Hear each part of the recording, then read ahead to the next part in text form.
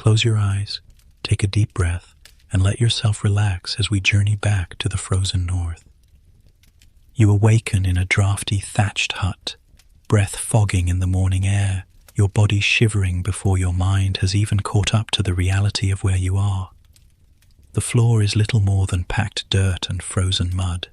The woven walls of wattle and daub groan in the icy wind that whips down from the fields outside, each gust slipping through cracks and gaps that no patchwork repair can seal.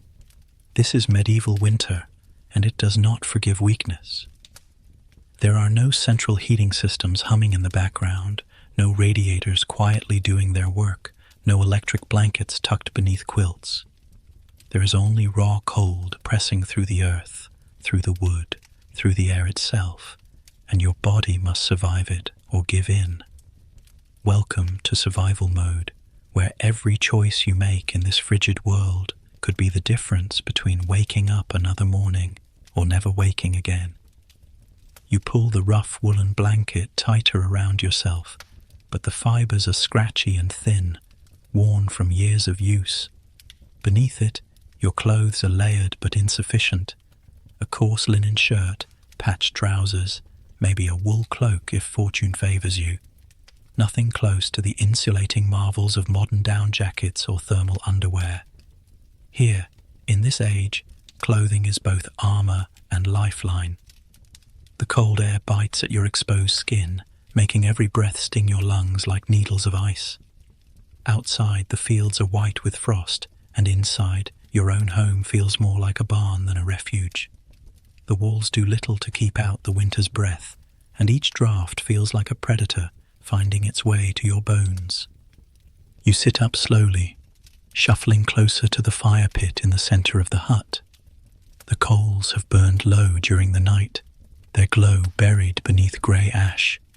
Without the fire, the room is as dead as stone, and your body knows it. Fingers stiff, you stir the coals with a charred stick, blowing gently until sparks revive into the faintest flicker of flame. The sound of crackling wood is not just comfort, it is survival's music. In medieval times, fire is more precious than gold. It is the difference between warm food and frozen breath, between disease creeping into damp limbs and a fighting chance at health.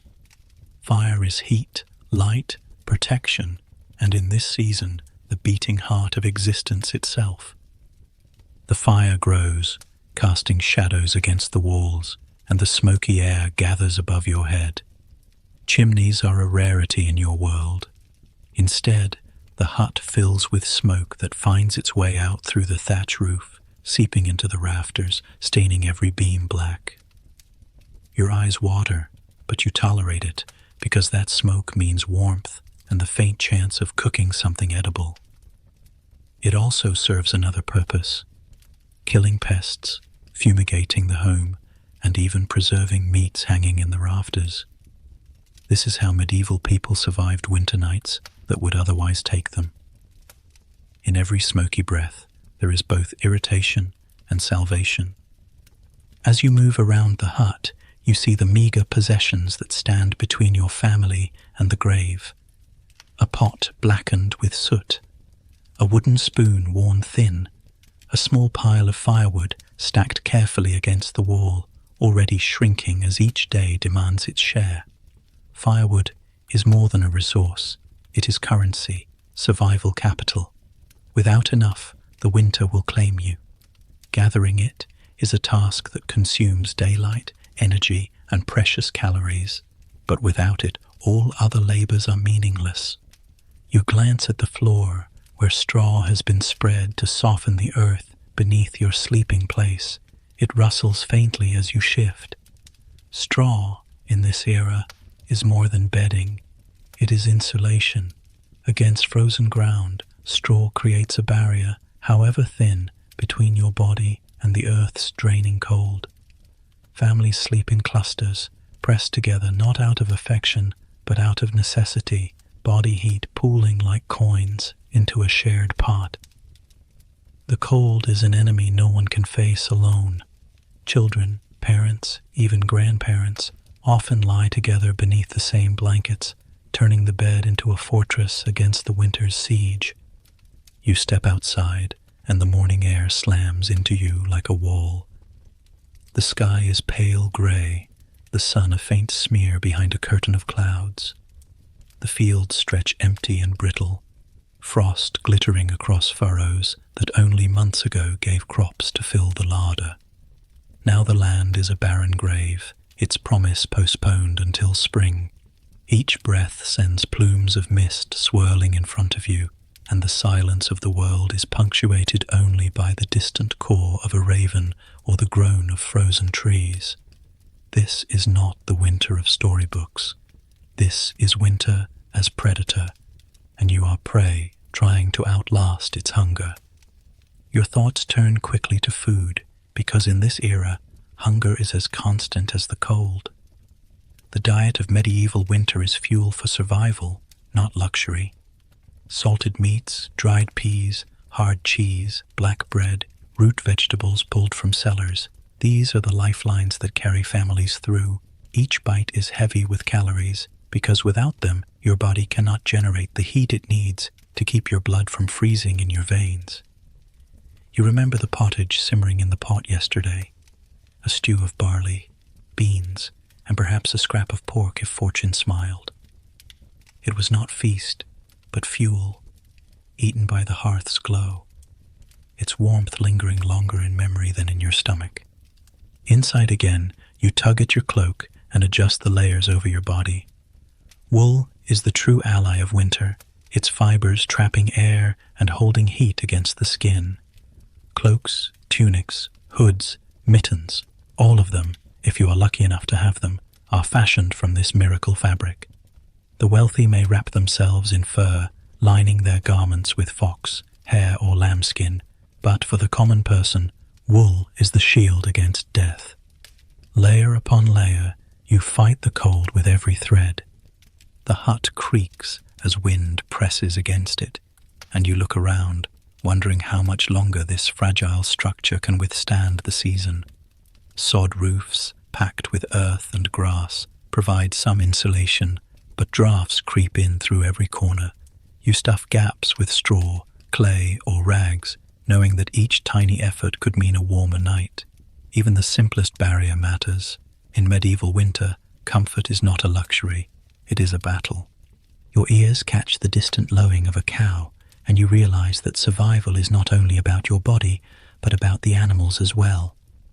In this world, livestock is life. Cows provide milk, chickens provide eggs, pigs provide meat, and their very presence provides heat. In many homes, barns are attached directly to living quarters, the warmth of beasts seeping into human spaces. The smell is pungent, but it is heat nonetheless, and you learn quickly not to complain.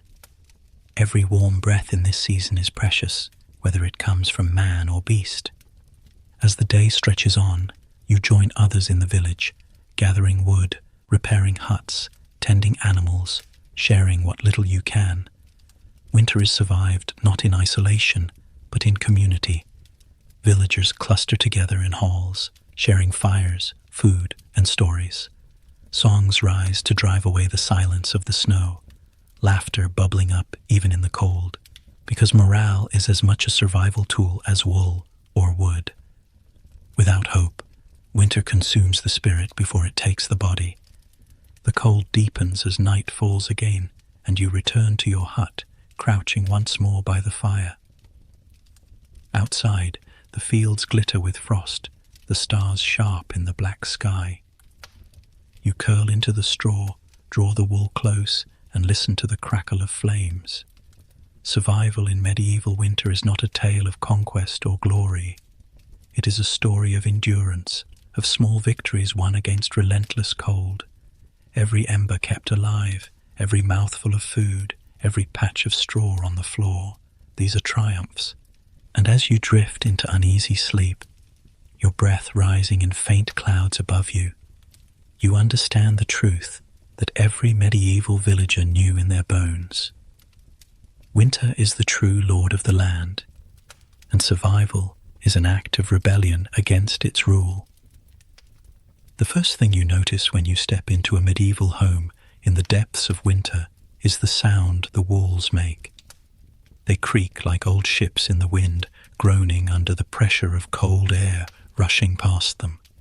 You run your hand along the uneven surface, and it is nothing like the plastered, painted, or brick walls of modern buildings. Instead, it is rough, textured, gritty with clay and straw, smelling faintly of earth and smoke. These walls are not decoration. They are not luxury. They are shields in a daily war against cold, drafts, and the endless hunger of winter. In a time without insulation, foam, double glazing, or radiators, people turn to the materials around them, timber, clay, straw, and packed earth, to create barriers between life and frost. Every medieval person, whether peasant, monk, or noble, lived inside walls that were as much survival strategies as they were architecture. Imagine yourself as a peasant in a small village. Your hut is built from wattle and daub, the most common form of wall construction in much of medieval Europe. Thin wooden sticks, known as wattles, are woven together like a basket, creating a kind of wooden mesh. Then comes the daub, a sticky mixture of clay, mud, straw, animal dung, and sometimes even hair. You smear this mixture thickly over the woven lattice, pressing it into every crevice, letting it dry into a hardened surface. It is not glamorous, and the smell of fresh daub can be overwhelming, but once it hardens, it becomes your defense. Without it, the cold wind would whistle straight through the gaps in the wattles, turning your home into a frozen wind tunnel. With it, you have at least some chance of keeping the worst of the cold out. The wall is alive, patched constantly, because cracks appear easily as the daub dries and shrinks.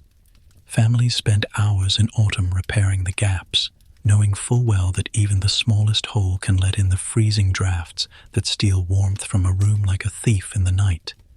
The walls are thin, and you can hear your neighbors cough or mutter if you press your ear to them. Privacy is non-existent, but warmth is the greater concern. You might stuff moss, straw, or rags into any gaps that open up during the winter. The mixture of clay and dung makes the surface surprisingly sturdy, but it never truly seals the cold away. Instead, it blunts the worst of it, turning lethal wind into a bearable draft, turning frostbite into mere shivers. These layered walls are survival technology in their purest form, taking nothing more than earth and timber and bending them into an imperfect but essential defense. Move from the peasant hut to a monastery, and the walls become thicker, colder, and quieter. Monks built with stone, and while stone had great strength, it was also a terrible conductor of cold. In winter, monastery walls radiated chill like blocks of ice. Yet monks had the advantage of thickness. Massive stone walls, sometimes several feet deep, slowed the passage of wind and provided an element of stability against the cold. Cloisters and long corridors kept living quarters further from the outer walls, creating layers of buffer zones that helped reduce drafts. Still, those who lived inside cloisters often complained of bitter cold. Monks wore heavy woolen habits, not just for modesty or uniformity, but because the stone walls leached heat from their bodies hour after hour. Candles, braziers, and roaring hearths filled the air with light and smoke, but even so, the walls never truly warmed. Yet their very mass kept out the harshest winds, and the spaces between stones were carefully packed with mortar, moss, or clay to stop the cruel winter air from cutting through.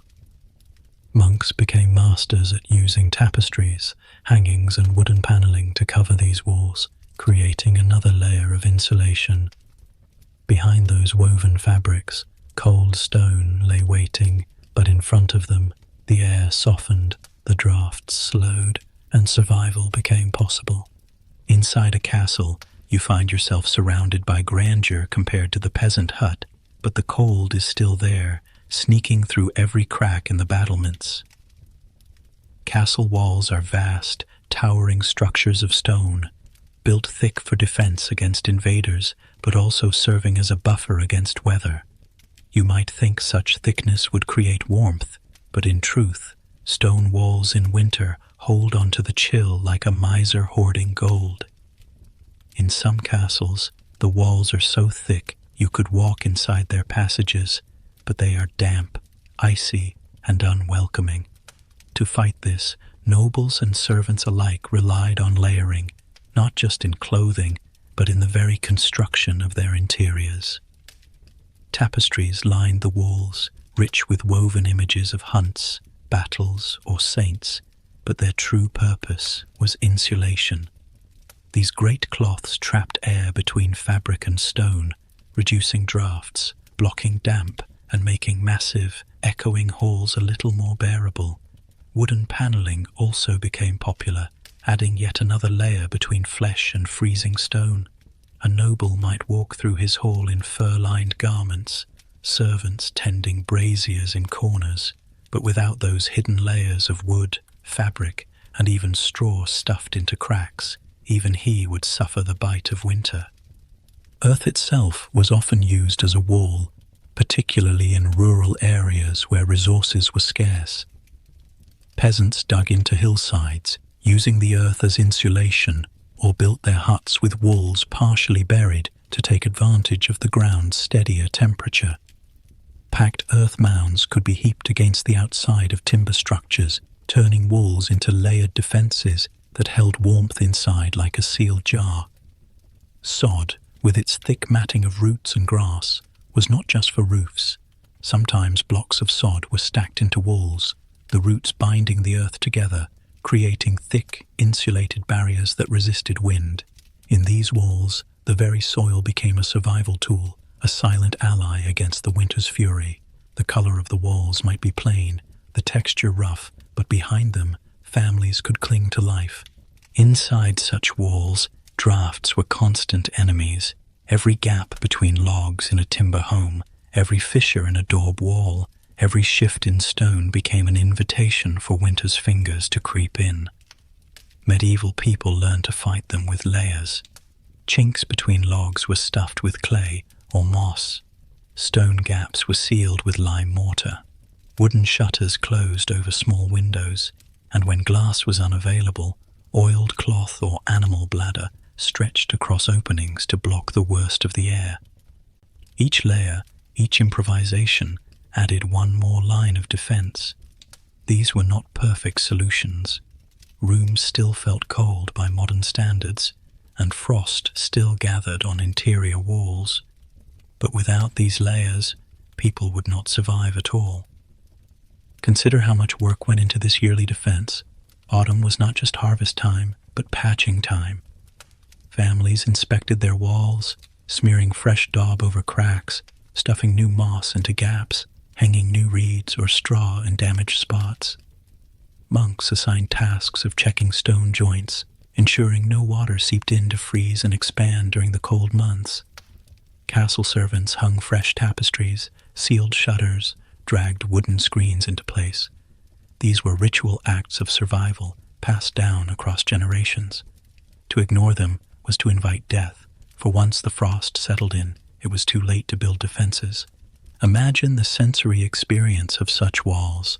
Press your hand to the surface of a daub wall, and it is cold, rough, and slightly powdery, with a faint smell of clay and earth. Press against stone, and it is damp, unyielding, radiating the chill of the ground itself. Lean against timber, and you feel the grain of the wood, the slight give where moss or clay has been packed into cracks. These walls are alive with labor, carrying fingerprints of countless hands that smeared, packed, and patched them against the cold. You notice how sound behaves in these layered spaces. In a hut, the daub muffles outside noise, but not completely. The wind still howls faintly through cracks. In a monastery, thick stone deadens sound, creating echoing silence that feels colder than the air itself. In a castle, the vast halls amplify voices, but tapestries soften the echoes, creating warmth not only in temperature but in atmosphere. These layered walls are not just physical protection, but psychological ones too, reminding you that you are not standing naked before winter's merciless face. It is easy to imagine these walls as primitive, but they were products of ingenuity. Wattle and daub might sound fragile, but when maintained, such walls could last for centuries. Timber cabins stood firm against storms. Stone castles resisted not only armies, but generations of winters. Earth-packed defenses created warmth in climates where survival otherwise seemed impossible. Medieval people knew the materials of their world intimately, bending them into structures that balanced strength, insulation, and resourcefulness. In a world where survival was uncertain, walls layered with earth and timber represented hope itself. The lesson of these walls is clear. Survival in medieval winter was about layers, about using what you had to build barriers between flesh and frost. Clay and straw, logs and moss, stone and fabric, earth and sod. Each material added to the defense, each layer making the difference between shivering through the night or never waking at all. To live through a medieval winter without freezing to death, you had to respect the wall as your shield. It was not just a backdrop to daily life, it was the silent warrior standing between you and winter's endless siege. You step outside in the pale grey light of a medieval winter morning, and the first thing that catches your eye is not a tower, nor a wall, nor even the smoking chimney of a lord's hall, but the low, heavy roof of a peasant's home. It does not gleam like slate, nor shine like tile, nor echo the clatter of rain against metal. Instead, it looks alive, though in the snow its green summer crown now lies dormant under frost. The sod roof is thick, heavy, and layered with earth, grass, and roots. It bends slightly under the weight of the season, but it does not collapse. This is more than a roof. It is nature's blanket, a simple yet ingenious form of medieval insulation that kept entire families from freezing to death when winds tore across the fields.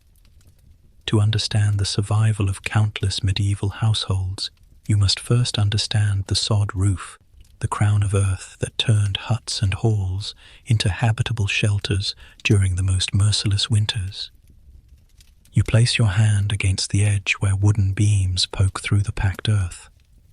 The timber frame supports layers of turf cut from meadows or pastures, each piece stacked with roots downward so that the natural mesh of grass holds the soil together.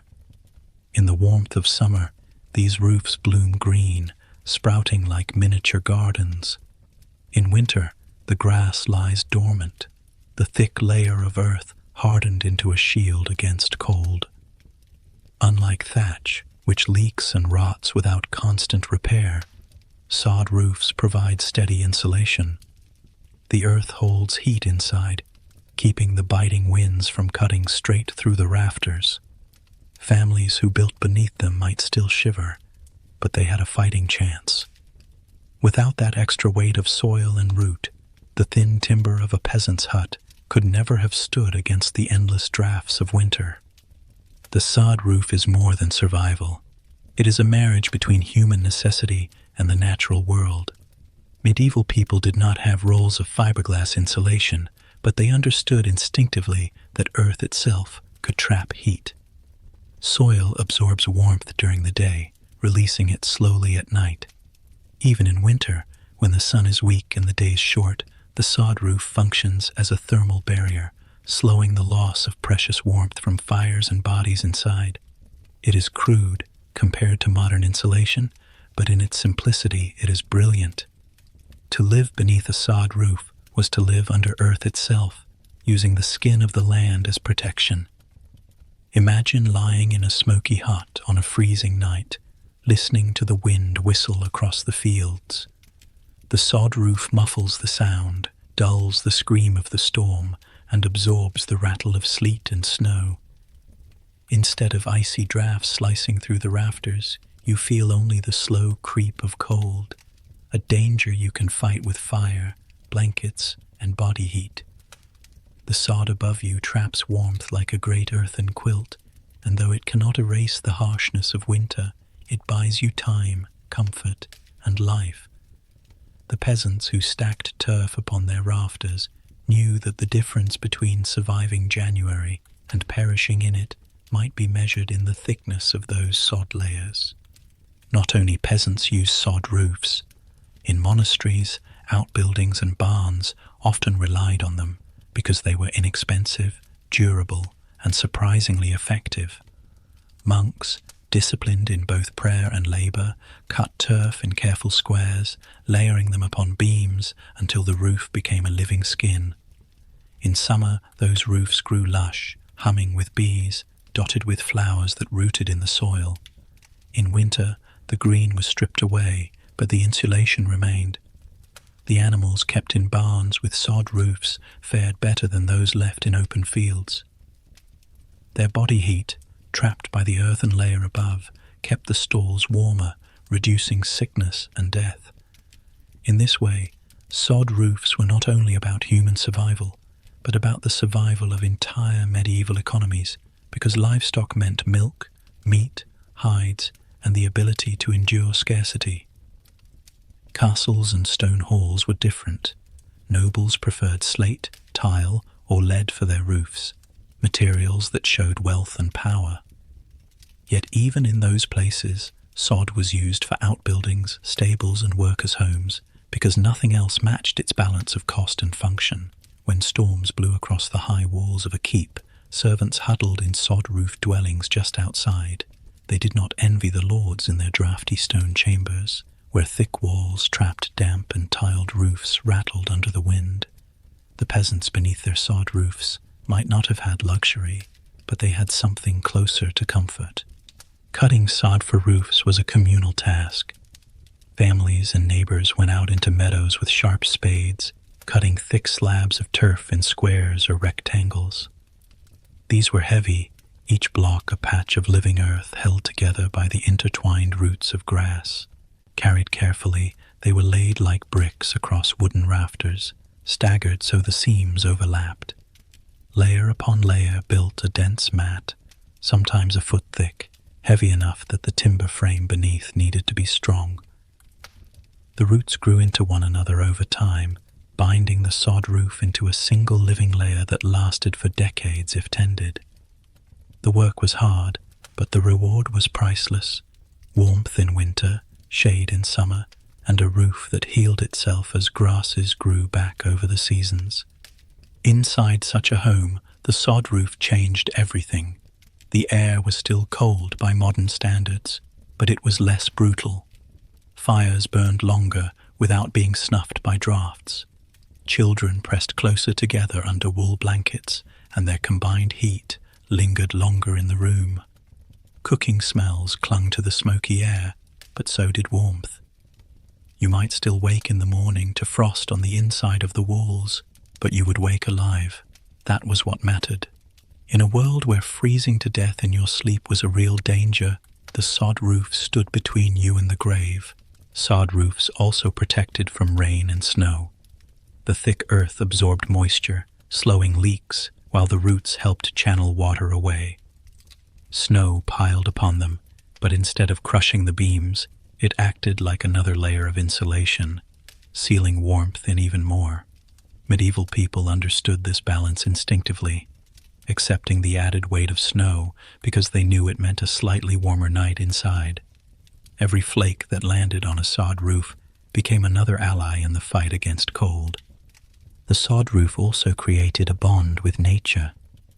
Birds nested in it, insects thrived in its grasses, and sometimes herbs were planted deliberately along its edges.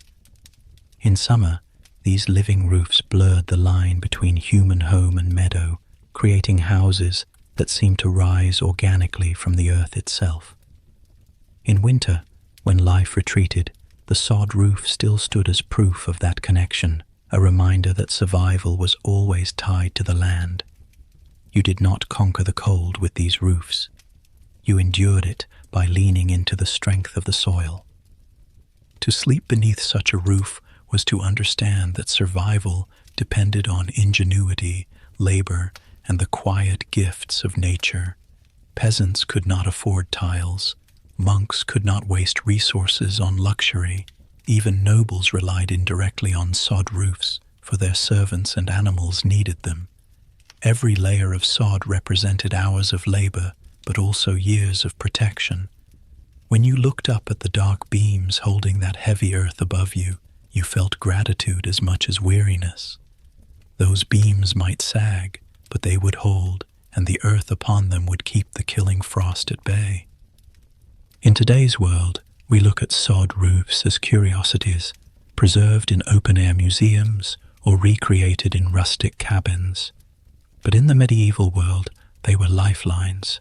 They were as essential to survival as fire, wool, or salted food.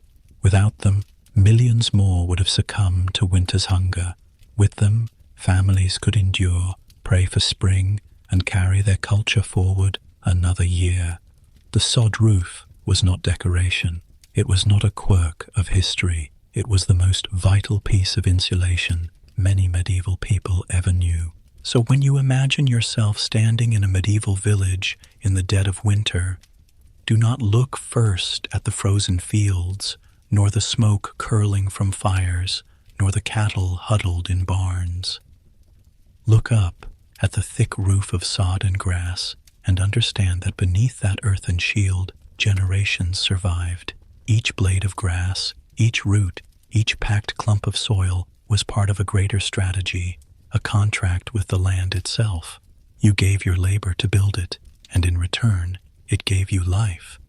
The first enemy in a medieval winter was not always the wind that whistled through cracks in the walls, nor the sleet that battered the roof overhead, but the earth itself beneath your feet. The ground was not passive. It was alive with cold, a constant thief of warmth, a relentless absorber of heat. If you slept on bare dirt in the dead of winter, you might as well have been lying on a block of ice. Every breath of warmth your body released was sucked downward into the soil, leaving you chilled to the marrow by morning. Medieval people knew this intimately.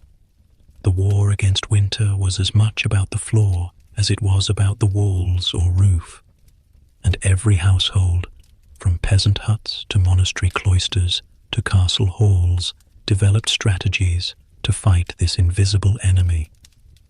They waged what might be called the floor wars, a constant struggle against frozen ground that threatened to sap the life from their bones. You imagine stepping into a small timber hut on a January night. The floor beneath you is hard-packed dirt, darkened with ash, straw, and years of trampling. The air is already frigid, but the earth beneath you radiates cold upward with cruel persistence. To counter this, the family has spread straw thickly across the ground, creating a barrier of dried stalks between flesh and frozen soil. It is not perfect. Straw compresses underfoot, loses its loft, and has to be replaced often. But for peasants with no access to stone or wooden planking, it is the simplest, most immediate weapon. The straw keeps bare feet from direct contact with frozen earth, and when layered thickly under sleeping mats or blankets, it traps air, creating primitive insulation. This was the peasant's carpet, fragile yet essential. Without it, every night was a slow freezing of the body, every morning a painful return from the edge of frostbite. The straw did more than insulate. It absorbed moisture rising from the ground, soaking up dampness that otherwise turned a hut into a swamp of chill. Medieval winters were not only cold, they were wet, with snow melting and seeping, rain soaking, and damp rising invisibly through the earth. Straw scattered across the floor kept feet drier, and though it had to be changed frequently before it rotted, its presence meant survival. Imagine families collecting it after harvest, storing bales for winter, not just for their animals but for themselves, knowing that the line between life and death could be as thin as a blanket of straw across the floor of their hut. In some households, hides were added on top of straw. Animal skins, cowhide, deerskin, sheepskin, served as floor coverings, insulating more effectively than plant stalks alone. A hide laid fur side up on a bed of straw created warmth, softness, and protection. Families slept directly on them or used them as rugs to cushion the ground. The hides carried the smell of the animals they came from, but to a medieval family, that smell was the scent of survival. A deer hide meant insulation for the child who slept nearest the door. A cowhide meant warmth for the father whose bones ached after a day of cutting wood in the frost. Even the poorest families tried to obtain hides, whether through hunting, barter, or inheritance. A floor layered with hide and straw was a fortress against cold, one built not with stone or wood, but with the remnants of the creatures that had given their lives to feed and clothe humans. Others turned to bark. In regions where forests stretched wide and timber was plentiful, bark peeled from trees became a resource not just for kindling, but for flooring. Thick slabs of pine or birch bark could be laid across the ground, creating a barrier that was lightweight yet resilient. Bark resisted damp better than straw, and it lasted longer before decaying. It carried the scent of the forest, releasing resinous aromas when warmed by firelight, and it kept bare feet from freezing against dirt. Peasants in Scandinavian lands, where winters bit hardest, often layered bark under straw, combining the strength of one with the insulation of the other. Each layer was one more soldier in the floor wars, one more defense against the constant drain of heat. Then there were the hearth pits, the dug-in fire holes that transformed the very floor into a weapon against the cold. Imagine a family huddled around a pit, carved into the center of the hut, stones lining its edges, embers glowing at the bottom. Heat rose from the fire, filling the room, while the surrounding earth radiated warmth long after the flames died down. The hearth was not only for cooking, but for heating the very ground itself, turning soil from enemy into reluctant ally. Families slept close to these hearth pits, spreading bedding on straw-covered earth that had been warmed by fire. Some designs even allowed the fire pit to be dug slightly deeper, creating thermal mass so that stones absorbed heat and released it slowly overnight. The hearth pit was the beating heart of the home, a lifeline that kept frost from creeping under doors and through cracks, its warmth seeping into bones and floors alike. Monks, living in stone monasteries, faced a different battle. Their floors were not dirt, but cold slabs of stone, which conducted chill as fiercely as frozen soil. To counter this, they spread rushes, reeds, and straw across the floors of their cloisters and dormitories.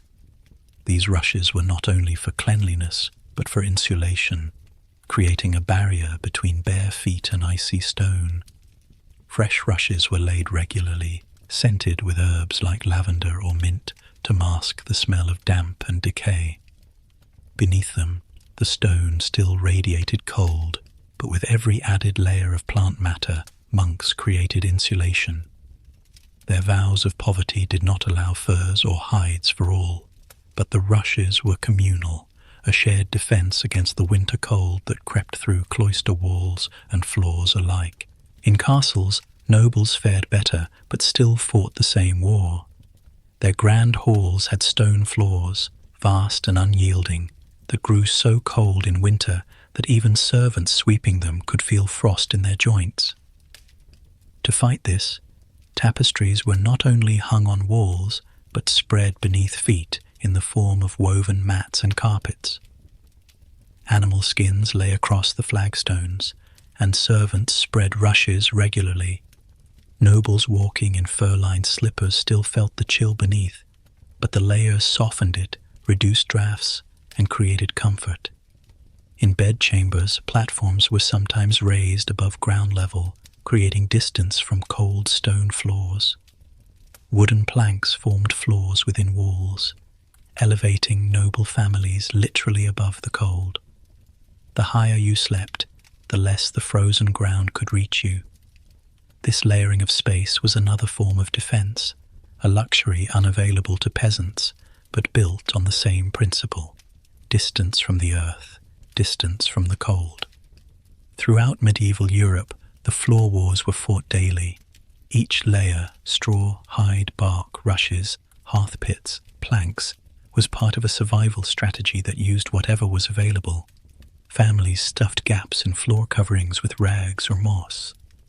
They spread ashes from the hearth across damp ground to dry it before laying new straw. They raised beds on platforms of stone or wood to avoid direct contact with the cold. Every gesture was tactical, every act one more strike in the war against winter. The floor wars were not just practical, but cultural. They shaped how people lived, ate, and slept. Families clustered together on the floor for warmth, children pressed between parents, animals sometimes allowed inside to share heat. The floor became a communal space, layered and defended against the season's cruelty. It was where meals were eaten, where songs were sung, where stories were told in the flickering firelight. Beneath every gathering, there was always the ongoing battle against cold rising from the earth. In modern times, we insulate floors with foam, wood, carpet, and radiant heating systems, rarely thinking about the earth beneath us. But in the medieval world, every person was deeply aware that the ground itself could kill. They respected it, fought it, and turned it to their advantage with clever layers of straw, bark, hides, and fire.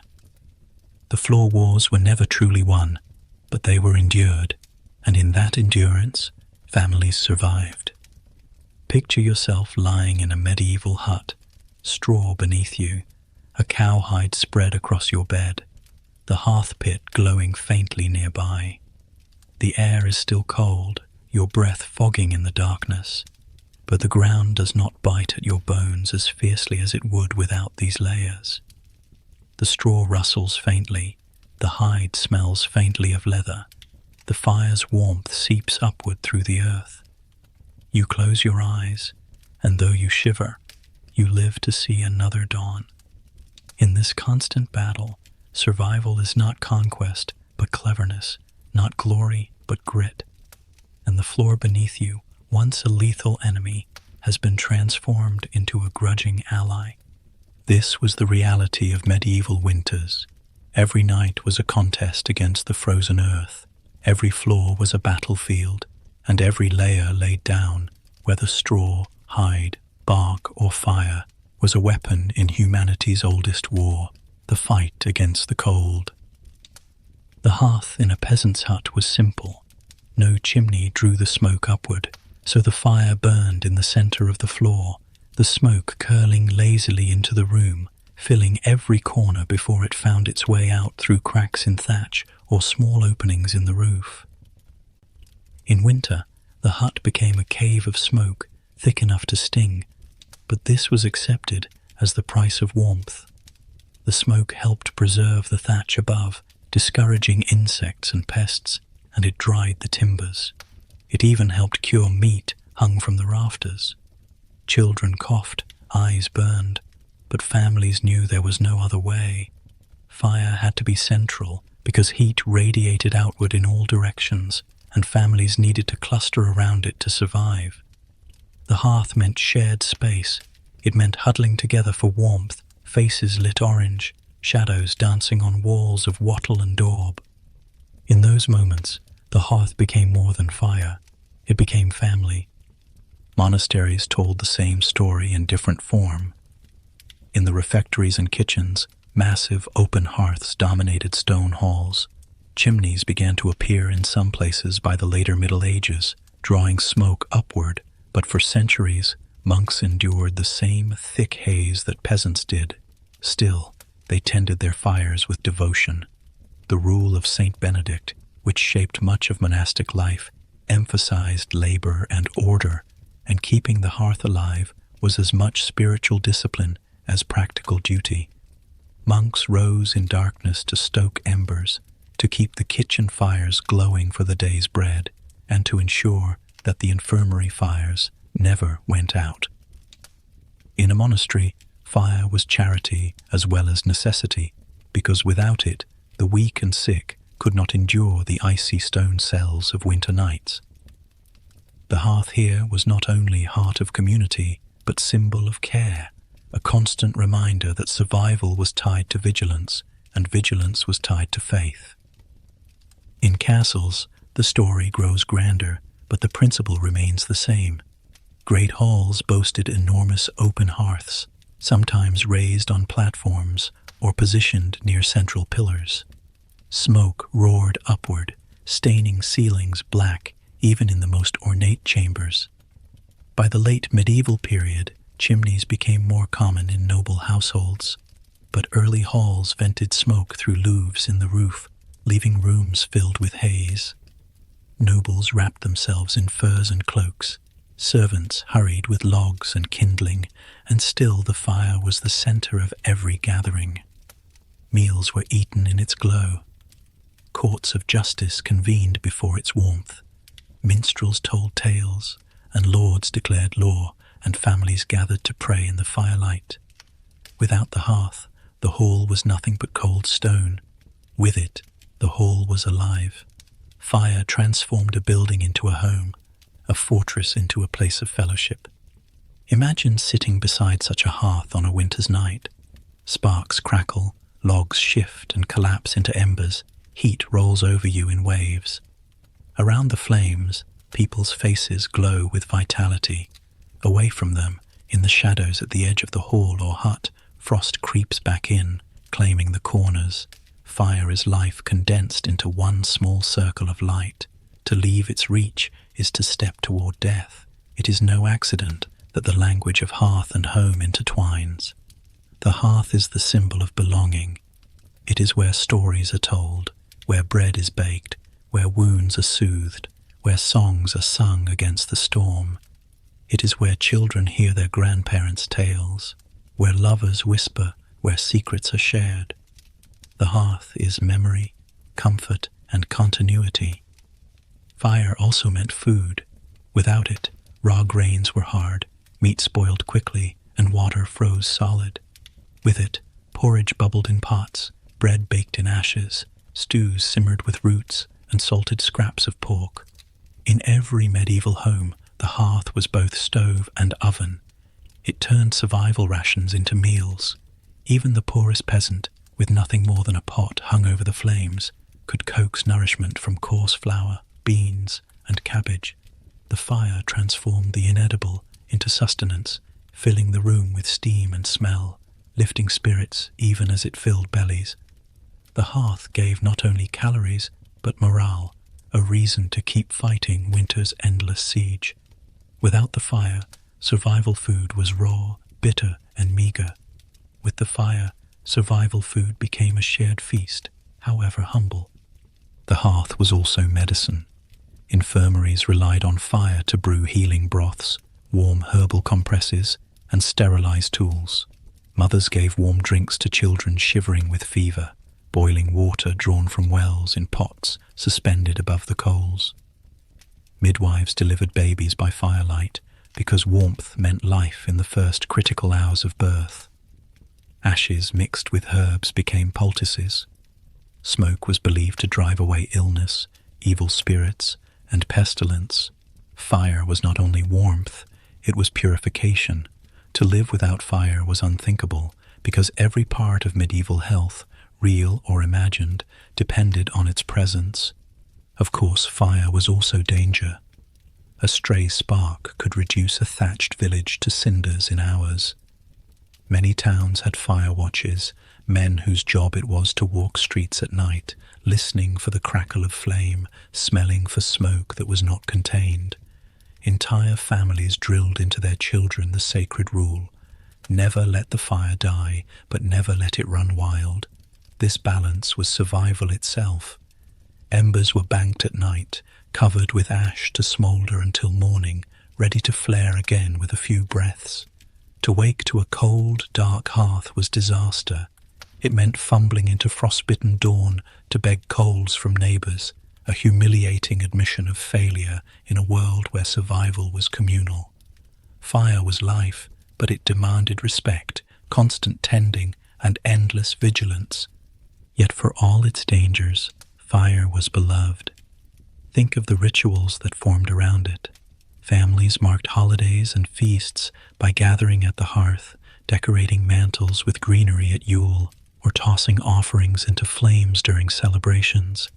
Warriors returning from campaigns told tales around the fire, their voices echoing in smoky halls. Peasants ended long days of labor by sitting close, warming sore feet and stiff hands, letting the glow remind them they had endured another day. Lovers exchanged tokens and promises in its light. The hearth was the backdrop to the drama of life, the stage where every act of survival, joy, or grief played out. Even in language, the hearth took on sacred meaning. To keep the hearth was to safeguard family. To share the hearth was to create kinship beyond blood. To be cast from the hearth was the worst kind of exile, a stripping away of warmth, food, and belonging. The symbolism was universal, stretching across cultures. In Norse sagas, fire was tied to the gods, its smoke carrying prayers upward. In Celtic traditions, hearth fires were kindled during festivals as offerings to spirits. In Christian Europe, the fire in monasteries and homes alike became a metaphor for divine light, for faith that burned against the cold void of despair. Across continents and centuries, the hearth was not just survival technology, it was the living heart of humanity's fight against the dark. You can picture the contrast. Step outside into a medieval winter night. Frost bites your nose, snow crunches underfoot, wind howls like a beast across empty fields. The world is deathly still, empty, vast, and merciless. Then step back inside. The fire greets you with sound and scent, the hiss of sap in logs, the crackle of embers, the smell of smoke and stew. Shadows leap on walls, heat embraces your face. Family voices rise and fall around the glow. The hearth has transformed the universe. Out there is death, in here is life. Out there is silence, in here is story. Out there is endless winter, in here is hope. This is why the hearth was more than architecture, more than fuel. It was identity. People lived and died by its light. Every peasant hut, every monastery kitchen, every castle hall was defined by it. Without fire, stone walls were prisons. Without fire, huts were coffins. But with fire, even the humblest wattle and daub dwelling became a home, a place of laughter, memory, and endurance. Fire made survival possible, but it also made survival meaningful. It was warmth for the body, nourishment for the stomach, and story for the soul. It was where communities gathered, where traditions passed, where love and grief alike found expression. When you think about medieval winter survival, remember the hearth not as background detail, but as the centerpiece. The hearth was the heart. It beat in embers and flames. It pulsed in smoke and warmth. It carried people through the long, freezing nights of January, through the hunger of February, through the thaw of March. It was the constant reminder that humanity was more than flesh enduring cold. Humanity was story, memory, and spirit enduring together. And so long as the fire burned, even faintly, there was always another dawn. In the earliest homes, the hearth was central and the roof had no flue. Fire burned in an open pit, embers glowing against stones, and smoke simply rose upward until it found a way out. Small holes or gaps in the thatched roof acted as vents. Louvres in larger halls opened to the sky, letting smoke drift out in slow curls. Yet much of it lingered, trapped beneath beams. The effect was harsh on the lungs, but surprisingly effective against the cold. Smoke created a barrier in the upper half of the room, sealing in heat like an invisible ceiling. Instead of warmth vanishing straight out of the roof, the smoke layer slowed its escape. keeping temperatures marginally higher inside. In a world where even a few degrees of warmth meant the difference between comfort and frostbite, smoke functioned like an accidental insulator. Families endured watery eyes and scratchy throats because they knew that haze was also part of what kept them alive through January blizzards. Beyond insulation, smoke fumigated homes. Medieval huts were breeding grounds for pests, fleas, lice, flies, and gnats, especially when animals were kept inside during cold nights. The constant presence of smoke acted as a crude but effective insect repellent. Fleas, which spread diseases like plague and typhus, thrived in straw bedding and wool clothing. Smoke discouraged them, driving many insects upward into the rafters or out through vents.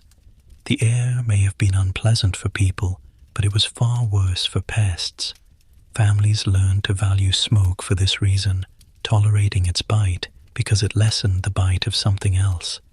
In a sense, they lived in a constant fog of fumigation, trading comfort for survival. Smoke also served another vital purpose: preservation. In a world without refrigeration, keeping food from spoiling was a constant challenge. Salting, drying, and fermenting were common methods, but smoke provided another tool. Families suspended meat, fish, and even cheeses in the rafters above the fire. Over days and weeks, the constant flow of smoke dried and flavored the food, creating smoked hams, sausages, and fish that lasted far longer than fresh cuts. This was no luxury. It was necessity. Winter demanded food that could endure weeks without spoiling, and the rafters of a smoky hut functioned as a natural smokehouse. The same smoke that blackened beams also coated meat with preservative compounds, buying time in a season where hunger was a constant threat. The home itself became a survival machine. Every inch of space from floor to roof enlisted in the fight against cold and scarcity. The presence of smoke also shaped daily routines. Families arranged themselves carefully in relation to the hearth, balancing warmth against the irritation of fumes. Those closest to the fire felt its heat, but breathed the densest smoke.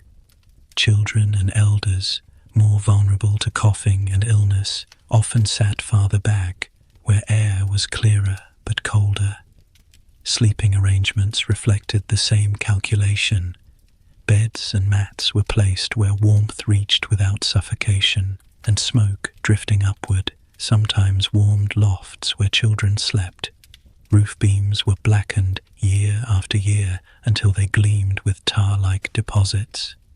These beams, ironically, became more fire-resistant because of the coating, though sparks still posed a threat. In monasteries and great halls, open louvres let out some smoke, but even in noble castles, before chimneys were widespread, the air was never clear. Life itself was smoky. Survival depended on it. The invention and gradual spread of chimneys in the later Middle Ages transformed everything. A chimney provided a direct path for smoke to escape, leaving rooms cleaner, clearer, and healthier. At first, they appeared in wealthier households because building a stone flue was expensive and required skill. Nobles could afford such luxuries, and their halls slowly became more comfortable, with tapestries and paintings less subject to soot. For peasants, chimneys came slowly, often centuries later, and many rural homes continued with smoke-blackened rafters long into the early modern period. Yet the change was profound. Chimneys allowed multiple fireplaces within one structure, making it possible to heat separate rooms. They also allowed the use of cooking stoves and ovens built directly into hearths, advancing culinary technology. Clean air was not just comfort, it was a revolution in architecture and health. Still, even with chimneys, people did not entirely abandon the uses of smoke. Meat smoking continued, often in separate smokehouses built outside. The symbolic association of hearth smoke with home remained strong. Travelers recognized a village by the rising curls of smoke from its chimneys. Smoke meant warmth, community, and survival. It was the signal that life thrived inside, even when snow lay heavy outside. The sight of smoke rising from rooftops in winter was reassurance that neighbors still endured, that the community had not succumbed to cold or famine. In this way, smoke retained its role as both literal and symbolic survival, even as chimneys changed the physical experience of it. Consider also the spiritual symbolism. In many cultures, smoke was seen as a pathway between earth and heaven, prayers rising like incense. Medieval people saw their hearth smoke not only as a nuisance or necessity, but as a natural offering. In churches, incense was burned deliberately, filling sacred spaces with haze. At home, the smoke from fires was less ceremonial, but no less meaningful. It carried with it the labor of chopping wood, the gathering of peat, the kindling of flames, the vigilance of keeping fire alive. Smoke was both sacrifice and reward. It marked the home as alive, vibrant, and enduring. The disadvantages were real. Constant exposure to smoke contributed to respiratory illnesses, chronic coughing, and eye problems. Children growing up in huts thick with smoke inhaled toxins daily, and life expectancy was not improved by this. Yet in the harsh calculation of survival, these costs were accepted. A smoky home was a living home. A clean, cold one was a coffin. The balance tilted always toward fire and smoke, because without them, life ended quickly in the bite of winter frost. Smoke also created unique cultural adaptations. In Scandinavia, where winters were particularly brutal, smoke-filled homes were the norm well into the Viking Age and beyond. The word longhouse evokes the image of animals and people sharing a single smoky interior, the fire running down the center, smoke drifting upward to holes in the roof. In these spaces, the smoke warmed more than air. It warmed timbers, drying them and keeping rot at bay. The smoky interior was not a flaw but a design, intentional in its side effects. In alpine regions, farmers built smoke lofts where cheeses aged in the haze. In England, black kitchens, the oldest parts of castles, were so called because their walls were blackened from centuries of cooking fires without chimneys. Everywhere, smoke left its mark, not only on lungs, but on architecture, food, and daily culture. To step into a medieval winter home was to step into this complex relationship. Smoke choked you and comforted you, harmed you, and saved you. It blinded eyes, even as it preserved meat. It darkened beams, even as it warmed lofts. It killed pests, even as it shortened breath. Families lived with this paradox because survival depended on it. Every ember in the hearth produced smoke, and every wisp that clung to your hair reminded you that you were alive, that fire still burned, that the cold had not yet won. By the time chimneys spread widely, smoke had already etched itself into centuries of survival, becoming part of the DNA of medieval life. To this day, the image of smoke curling from a chimney evokes warmth, safety, and home. It is easy to forget the centuries when that same smoke filled lungs and rafters, clinging to every possession, defining life in ways both brutal and essential. Medieval people did not forget. They lived in smoke, breathed it, endured it, and made it their ally against the most merciless enemy they knew: winter. In the end, the story of smoke and chimneys is the story of adaptation. It is the story of how medieval people took what could have been only misery and transformed it into a tool. Smoke was never pleasant, but it was indispensable. Before chimneys, homes were filled with haze, but that haze warmed, fumigated, and preserved. After chimneys, smoke rose higher, cleaner, and more controlled, but it never left the heart of survival. It remained the visible sign of life against death, the curling ghost of fire that declared to the world, "Here we endure, here we resist, here we live." The foundation always began with linen, spun from flax and woven into shirts, shifts, and undergarments. Linen sat closest to the skin. Its texture was soft compared to wool, absorbing sweat and oils, and though it offered little warmth on its own, it kept the body dry. A dry body is a warmer body, and medieval people understood this truth even if they could not name it scientifically. Linen shifts and chemises served as the first layer. The undergarments washed more often than outer layers, acting as a barrier between skin and the heavier fabrics piled above. The wealthy might have fine, tightly woven linen that felt smooth and light. The poor had coarse, homespun flax cloth, rough and itchy, but still essential. This base layer formed the first defense in the strategy of surviving winter. Over linen came wool, the cornerstone of medieval survival. Sheep were everywhere, their fleeces sheared in spring and spun into yarn, dyed with natural colors or left in their earthy grays and browns. Wool was warm, even when damp, a miracle fabric before the age of synthetics. It held heat close to the body, breathed just enough to prevent suffocation, and could be woven thick for outer garments or fine for tunics and hose. Every class, from peasant to noble, relied on wool in winter. Peasants wore coarse, heavy wool that scratched but insulated. Nobles wore finer, softer wool, sometimes imported, often dyed in rich colors to display status. Regardless of quality, wool was survival. It lined beds, wrapped infants, and draped over shoulders. In winter fields, peasants bent over ploughs with wool cloaks wrapped tight, their breath visible in the air. In castles, lords sat in great halls with wool gowns beneath fur-trimmed mantles, knowing stone walls could not hold out the cold without the aid of fabric.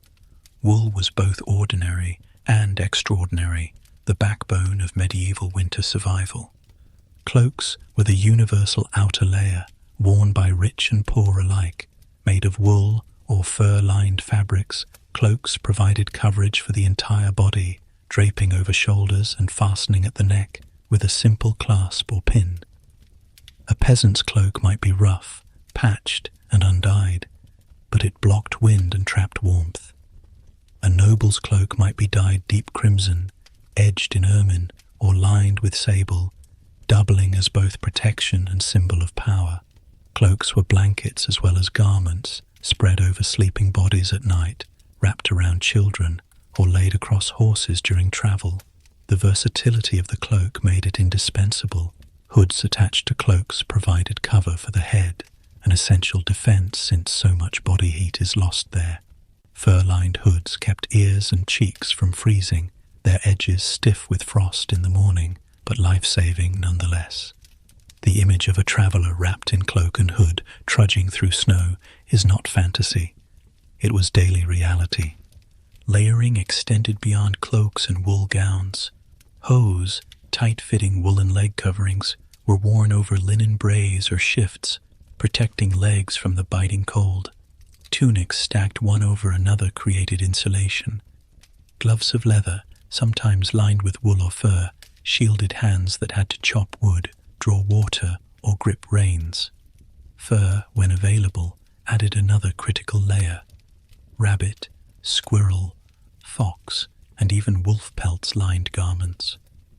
In northern regions, heavier furs like bear or reindeer were used, wrapping bodies in warmth stolen from beasts better adapted to the cold. Fur meant survival, though it also meant status. Nobles flaunted expensive pelts, while peasants relied on whatever they could trap or trade. Still, even the simplest lining of rabbit fur in a hood or mitten could make the difference between keeping fingers and losing them to frostbite. Medieval layering was practical, but it also created a sense of identity.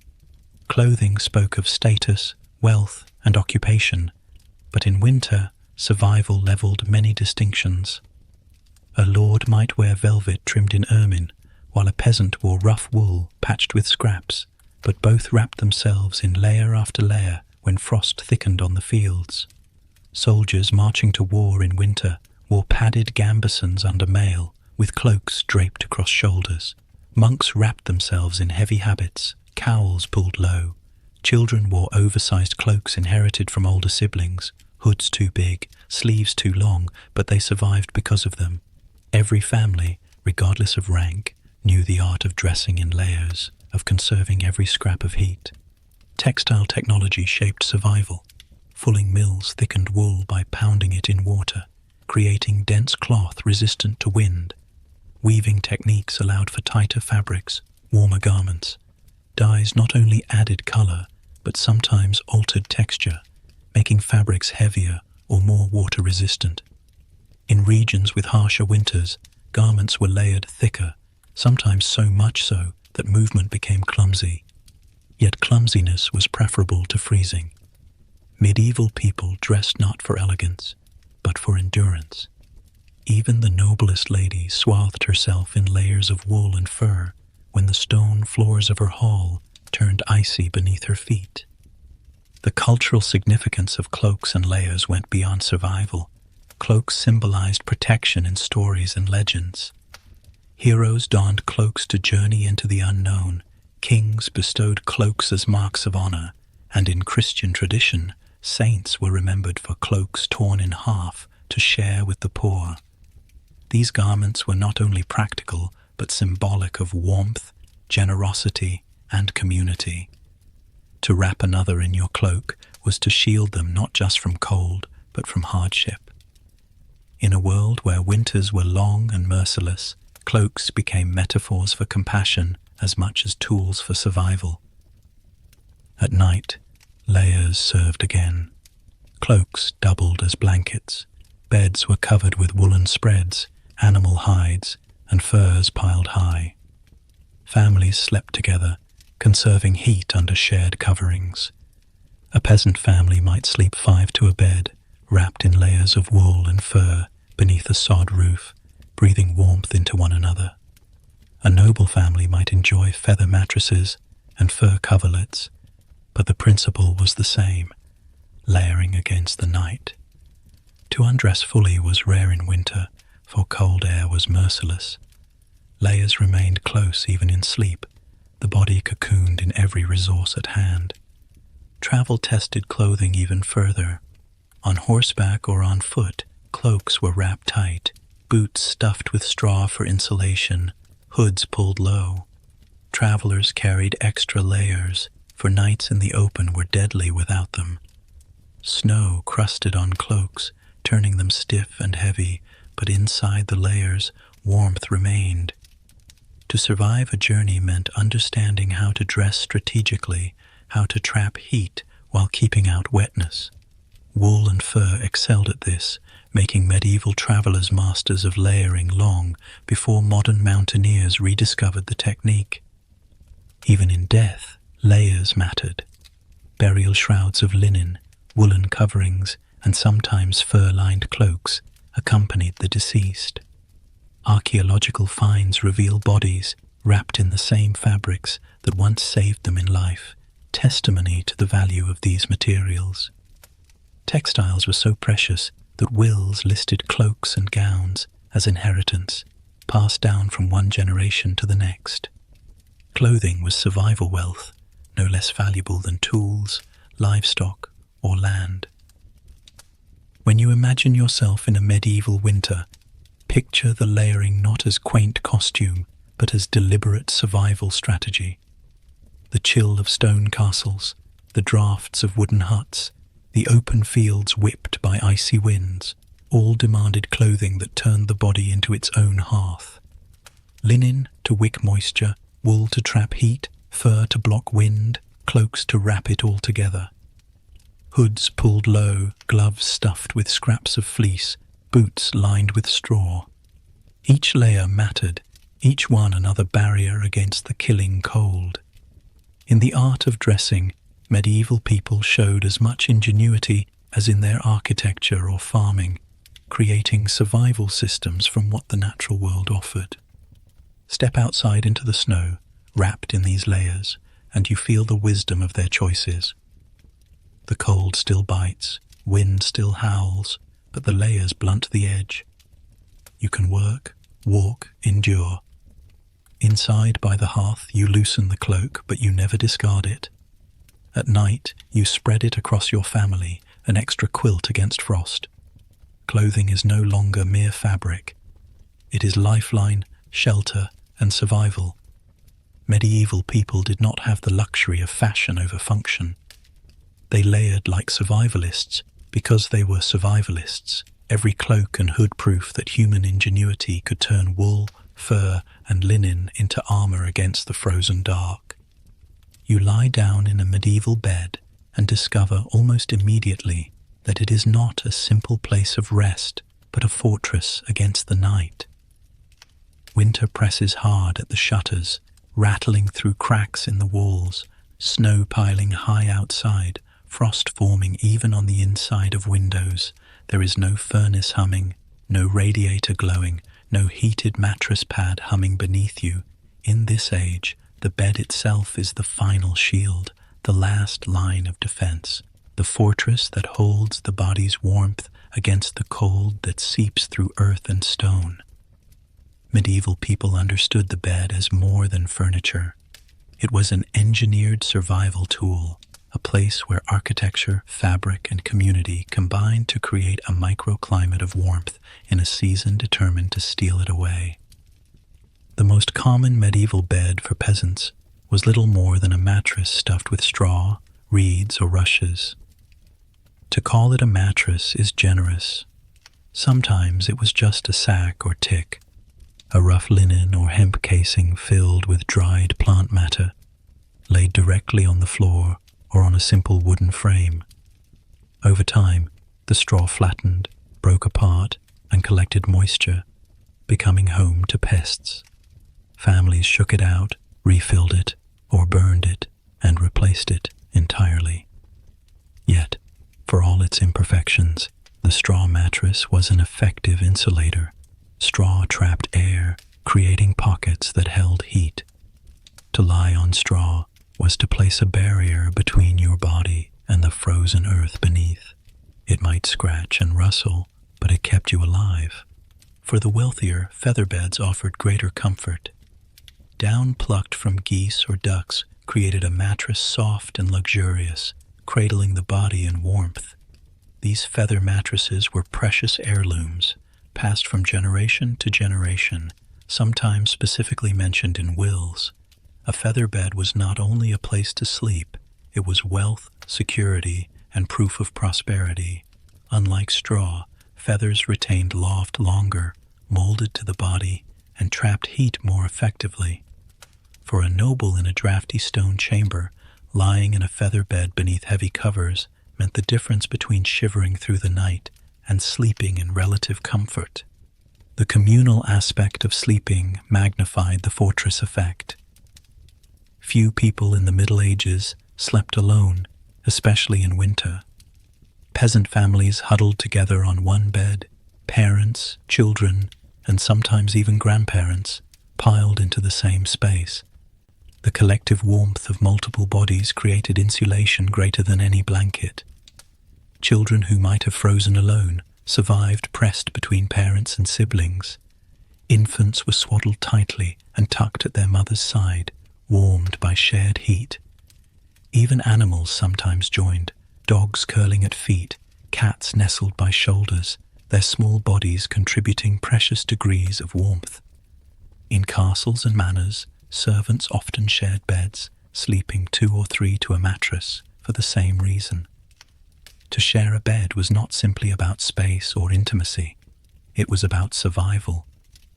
The body heat of another was the cheapest and most reliable heating system in existence. The bed was also enhanced by coverings.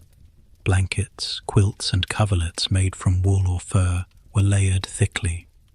The poorest peasants might only have coarse wool blankets, patched and rough, but even those were crucial. Nobles enjoyed heavy tapestries and coverlets lined with fur, often draping several layers over the bed. In particularly cold regions, multiple woolen blankets were stacked, then topped with fur throws. Animal hides served the same purpose, laid fur side down for warmth. The The layering principle used in clothing was mirrored in bedding.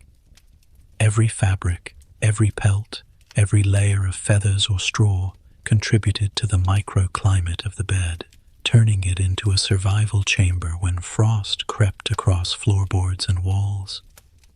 Perhaps the most impressive adaptation was the canopy bed. In castles and wealthier homes, beds were often built with 4 tall posts, heavy curtains, and sometimes even ceilings of wood or fabric. These were not merely symbols of status, though they were certainly that. They were practical defenses against drafts. Thick curtains drawn around the bed created an enclosed space where body heat accumulated, cut off from the icy air of the chamber. The canopy bed transformed sleeping into sleeping inside a room, within a room, a small fortress that trapped warmth. Inside, it was possible to breathe easier, to feel protected from the invisible daggers of cold that pierced through every gap in stone and timber. For a noble sleeping in a castle chamber with high ceilings and poor insulation, a canopy bed was nothing less than a survival pod, its curtains drawn tight to create a bubble of bearable climate.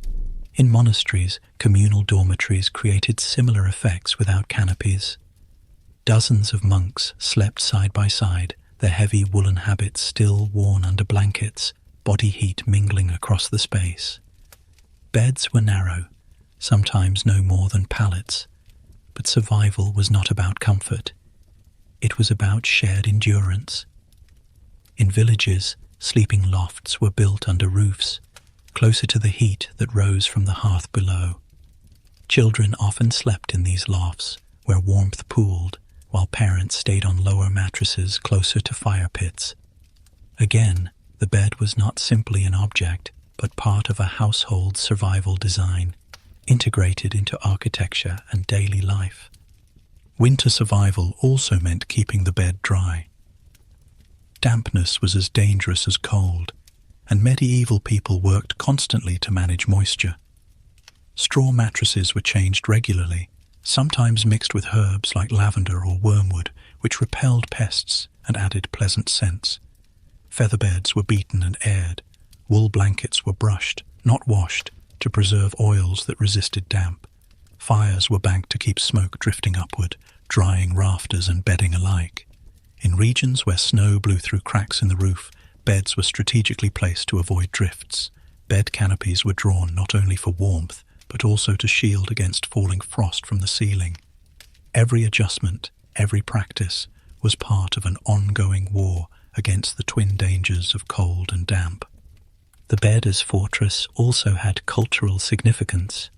It was where families gathered, not only for sleep, but for storytelling, prayers, and songs. Winter evenings were long, and with daylight scarce, much of family life took place around or in the bed. Parents told children stories while all huddled under blankets. Spouses whispered plans for the next day. The bed was a fortress against loneliness as well as cold. In noble households, the bed was also a site of ceremony, where marriages were consummated, heirs conceived, and deaths endured. It was where a noble might receive close confidence, curtains drawn around to create privacy. The fortress was not only physical, but social, protecting secrets, bonds, and legacies. To survive medieval winter nights, the bed was indispensable. It embodied a combination of natural materials, communal strategies, and architectural ingenuity. A peasant's straw mattress, though humble, was no less a fortress than a noble's feather bed surrounded by embroidered curtains. Both represented the last defense against cold. Both turned sleeping into a calculated strategy of survival. Every body pressed close, every blanket tucked in, every curtain drawn tight was a brick in the invisible fortress that held back the dark chill outside. If you picture yourself in that moment, lying down in such a bed, you would understand its power. The straw rustles beneath you, coarse but insulating. Your family breathes around you, warm bodies pressing close. Above, a rough wool blanket scratches your chin but seals in heat. Outside, wolves may howl, winds may batter the shutters, frost may paint patterns on the walls, but within this fortress of bedding, you are alive, sustained, and protected until morning. The medieval bed was more than a place to sleep.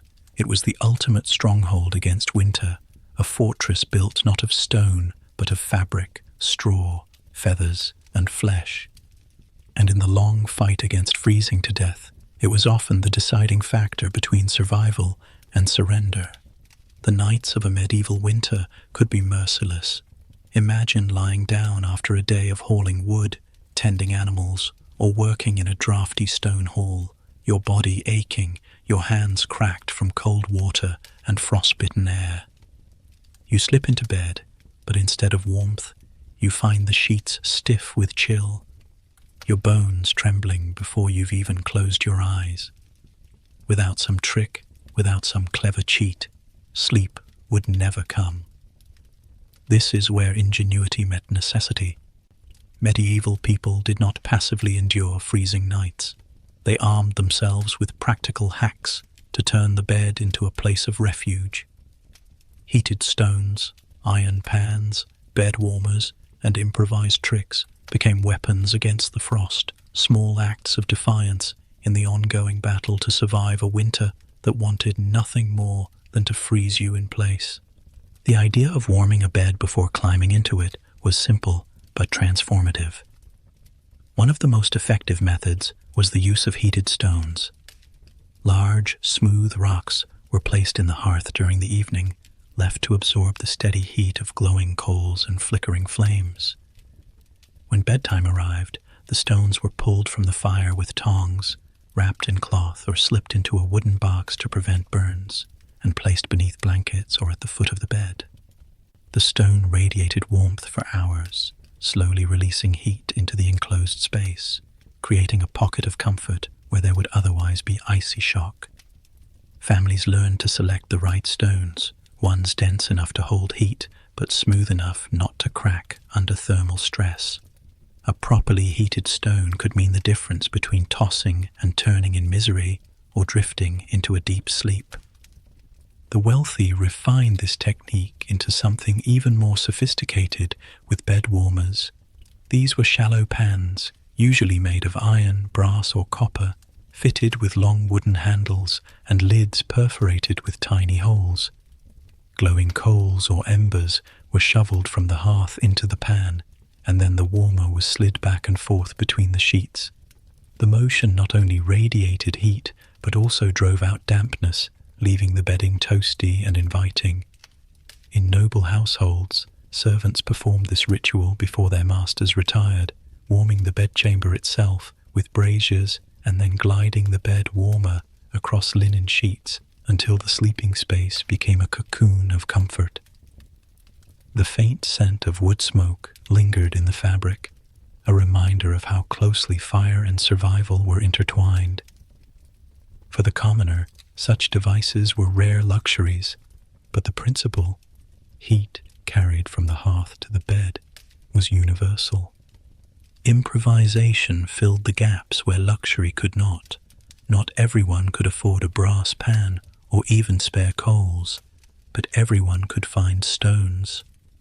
In some regions, families heated bricks instead, wrapping them in rags or setting them in wooden cradles. In areas rich with clay, ceramic pots filled with embers doubled as portable heaters, set near the bed or even beneath it to radiate warmth upward. Children might sleep with hot stones at their feet, passed down from the hearth like treasured relics of warmth. Mothers wrapped stones in woolen cloths to keep them safe, slipping them between their children's toes, whispering prayers that the heat would hold until dawn. These tricks made the night not just survivable, but bearable. The physics of these methods, though unspoken in medieval terms, were simple. Stone and iron had high thermal mass. They absorbed heat slowly, but released it gradually, creating a steady warmth that lasted long enough to bridge the coldest hours before dawn. Linen, wool, and fur, layered above, trapped the heat in place. The microclimate of the bed, already made warmer by bodies and blankets, gained an added layer of resilience through these heated aids. In this sense, every bed became a miniature thermal system, designed not by engineers with blueprints, but by farmers, mothers, monks, and servants armed with trial, error, and necessity. Consider the life of a peasant in a draughty timber hut. The fire pit in the center of the room smouldered low at night, providing light but little warmth once banked to preserve embers for morning.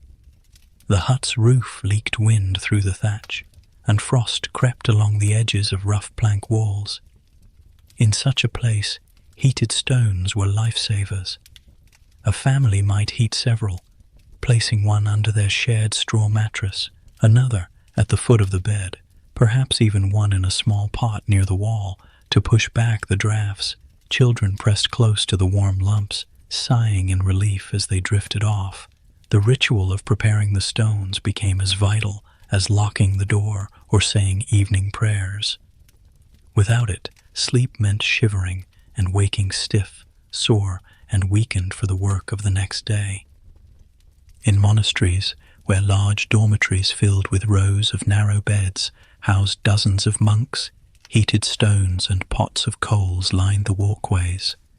Monks carried their warmed aids to their pallets, slipping them under robes and bedding. Silence filled the space, broken only by coughs, prayers, and the occasional hiss of a coal dropped into damp fabric. Here, the heated stone was more than comfort. It was a way to maintain discipline. A freezing monk was a distracted monk, unable to focus on midnight vigils or morning prayers. Warmth allowed them to endure their rigorous schedules, balancing piety with the human need for survival. Nobles, with their wealth and resources, often had entire warming systems in their chambers. Servants built fires in braziers, portable metal containers filled with coals that radiated heat throughout the room. Bed warmers with ornate handles, sometimes engraved or decorated, slid between embroidered sheets. Curtains drawn tight around canopy beds trapped this heat, turning the noble's chamber into a sanctuary compared to the frozen darkness outside. The ritual of warming a lord's bed was part of household duty, as essential as preparing his meal or sharpening his sword. Even queens and kings were not above these rituals. Survival was universal, though luxuries softened its edges. Travelers used these methods too, carrying small braziers or heating stones before setting out, wrapping them in furs to transport warmth across snowy landscapes. Inns often advertised warm beds as part of their appeal, promising heated stones for weary travelers who could afford them. A night's rest with heat meant survival for the next day's journey, whether on foot or horseback. Cold could kill a traveler faster than hunger, and a bed made warm by stone or coal could mean reaching one's destination alive. Beyond physical survival, these tricks carried emotional weight. The act of sliding into a bed already warmed by a stone or coal-filled pan was a comfort that lifted spirits. Children remembered the soft glow of a mother's care when she placed a warmed stone at their feet. Lovers appreciated the intimacy of sharing not only blankets, but the heat of an object carried tenderly from the hearth. Warmth was love, warmth was community, warmth was life. To cheat the cold was to declare in a small but meaningful way victory against a season that so often brought death. The dangers of these hacks were real. Heated stones could crack if placed too quickly into water, or damp cloths, sending shards flying. Coals in a bed warmer, if not handled properly, could scorch fabric or ignite bedding. Stories circulated of accidents, beds smoldering into fire, servants burned, or travelers waking to smoke. Yet these dangers were weighed against the certainty of freezing without them. Families learned careful rituals, wrapping stones in multiple cloth layers, inspecting bed warmers for cracks, watching coals closely.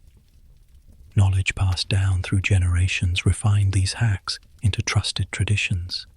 The persistence of heated stones and bed warmers speaks to their effectiveness. Even centuries later, long into the early modern era, bed warmers remained common household tools, found in cottages and manors alike. In some rural areas, families continued heating bricks and stones well into the 19th century, when coal stoves and eventually electric heating began to replace such rituals. The survival hacks of the Middle Ages lingered because they worked, embodying human adaptability at its most practical. Picture the scene once more. The wind howls outside, snow presses against the shutter. The fire at the hearth has been banked low, glowing faintly, but no longer blazing. A father pulls a stone from the edge of the embers, wraps it tightly in cloth, and sets it at the foot of the family bed. Children sigh as warmth spreads under the covers. A nobleman's servant slides a brass pan across sheets, the faint hiss of embers against fabric filling the air. A monk nestles his clay pot against his robes, muttering a prayer of thanks for warmth. Across Europe, in huts, halls, and monasteries, the ritual repeats countless times, every night, in every winter. Heated stones and bed warmers were not luxuries, they were survival. They represented a timeless truth. Humans have always found ways to cheat the cold, to use the tools at hand, to carve out comfort in the most hostile environments. In the medieval winter, when walls leaked, floors froze, and frost crept indoors, these small hacks turned beds into sanctuaries. Each warmed stone was an ember of defiance. Each pan of coals was a victory over nature's assault. They remind us that survival has always been about more than endurance. It has been about ingenuity, community, and the will to create warmth where none exists. The backbone of medieval survival was grain. Barley, rye, oats, and wheat, depending on what the soil and season allowed, filled the bellies of peasants and nobles alike. In winter, fields were barren, so the harvest stored in autumn became life itself. Grain was ground into flour for coarse bread, baked in communal ovens or hearth fires. The bread of the poor was often blackened, dense, and heavy, made of rye or mixed grains, while the rich enjoyed whiter loaves of wheat bread, sifted for purity. No matter the quality, bread provided the calories that stoked the body's internal fire. A peasant ploughing a frozen field needed the slow-burning energy of barley bread. A monk copying manuscripts in a cold cloister needed the same. Bread was more than a meal. It was a constant companion, dipped in broth, smeared with lard, or eaten plain to fill the belly. Pottage was the universal dish, a one-pot stew of grains and whatever else was at hand. In winter, this meant dried peas, beans, or lentils, sometimes flavored with bits of pork fat or bones, occasionally enriched with leeks, onions, or winter greens if they had survived frost. The pot simmered all day over the hearth, thickening with oats or barley, ladled out to every member of the household. Each serving was fuel, dense with carbohydrates, sometimes meager, sometimes hearty, but always enough to keep the body working in the cold. Pottage was endlessly adaptable, reflecting whatever scraps a family had managed to store, forage, or trade. In a manor hall, the lord's pottage might include venison or chicken, with spices and herbs to add flavor. In a peasant hut, it might be little more than grains boiled with water, a humble slurry that kept the family alive through long nights. Either way, the pottage pot was a survival engine, burning steadily as the cold pressed in. Meat in winter was both rare and precious. For peasants, the main supply came in the form of salted pork. Pigs slaughtered in the autumn were butchered, their meat packed in barrels of salt or smoked over hearth fires to preserve it. A strip of bacon fat or a hunk of salted pork added not only flavor but desperately needed calories to winter meals. Fat was survival gold, high in energy, capable of keeping a laborer going through icy winds and endless work. Wealthier households enjoyed fresh game from hunting, venison, boar, rabbit, or even swan, but even they salted and smoked meat for storage. Fish, too, was preserved in salt, dried, or pickled, crucial for keeping fast days when meat was forbidden by the church. Cod, herring, and eels filled bellies far from the sea, their salty flesh carried inland on medieval trade routes. Every bite was fuel, every cut of pork or fish a measure of how well a family would last through the season. Dried legumes, peas, beans, lentils were another cornerstone of winter survival. When the fresh vegetables of summer were gone and the cabbages and onions in storage began to wither, dried pulses carried families through. They were cheap, filling and high in protein, capable of stretching into endless variations of pottage. In castles and monasteries, dried peas formed the base of hearty soups, sometimes pureed with herbs and served with bread. For peasants, they were boiled into thick stews, sometimes flavored with a bit of salted meat, sometimes plain. Lentils, in particular, were valued for their long shelf life.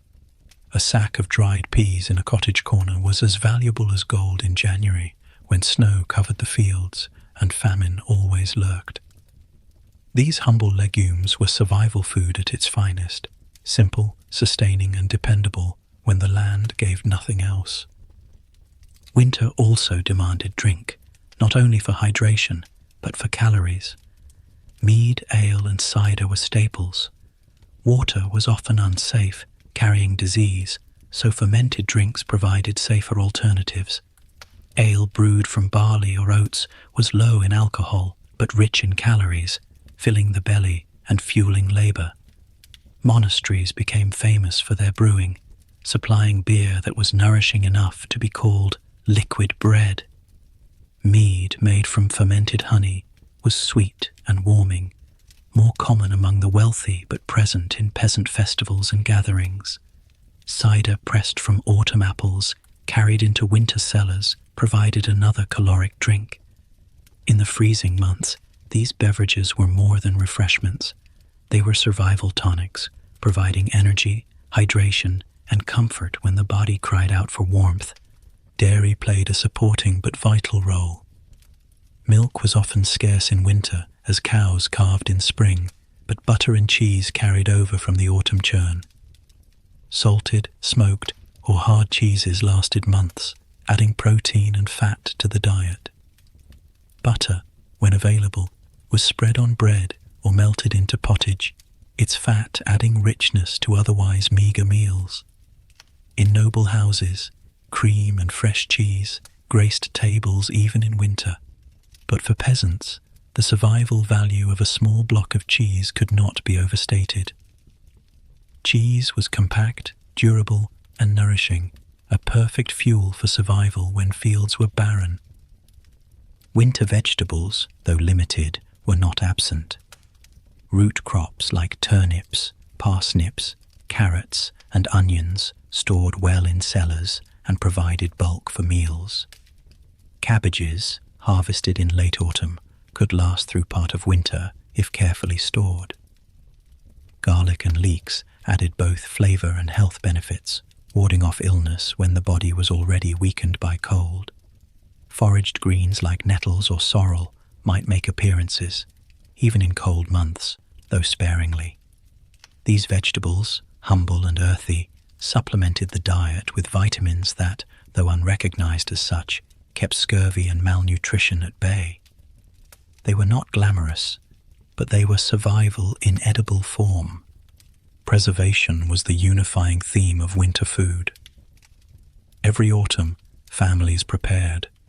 Grains were stored in sacks, hung from rafters to keep out damp and pests. Meat was salted, smoked, or hung to dry. Fish was pickled or packed in salt. Legumes were dried and tucked into sacks. Vegetables were buried in root cellars, layered with straw or sand to insulate them from frost. Even fruit was preserved, apples stored in cool cellars, pears dried, plums turned into prunes, honey was collected and sealed in jars, ready to sweeten and sustain. The ability to eat in January or February depended entirely on how well the household had prepared in September and October. Winter was the test of foresight, and survival food was the exam. Meals in winter were not only about calories, but also about morale. The monotony of pottage and bread could wear down spirits, so households stretched resources to add variety.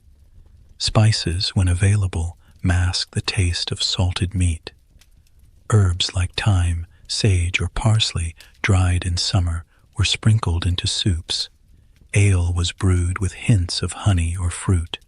Holiday feasts, Christmas, Epiphany, or Carnival, punctuated the bleakness with roasted meats, pies, and pastries, reminding people of abundance even in scarcity. These feasts were more than celebrations.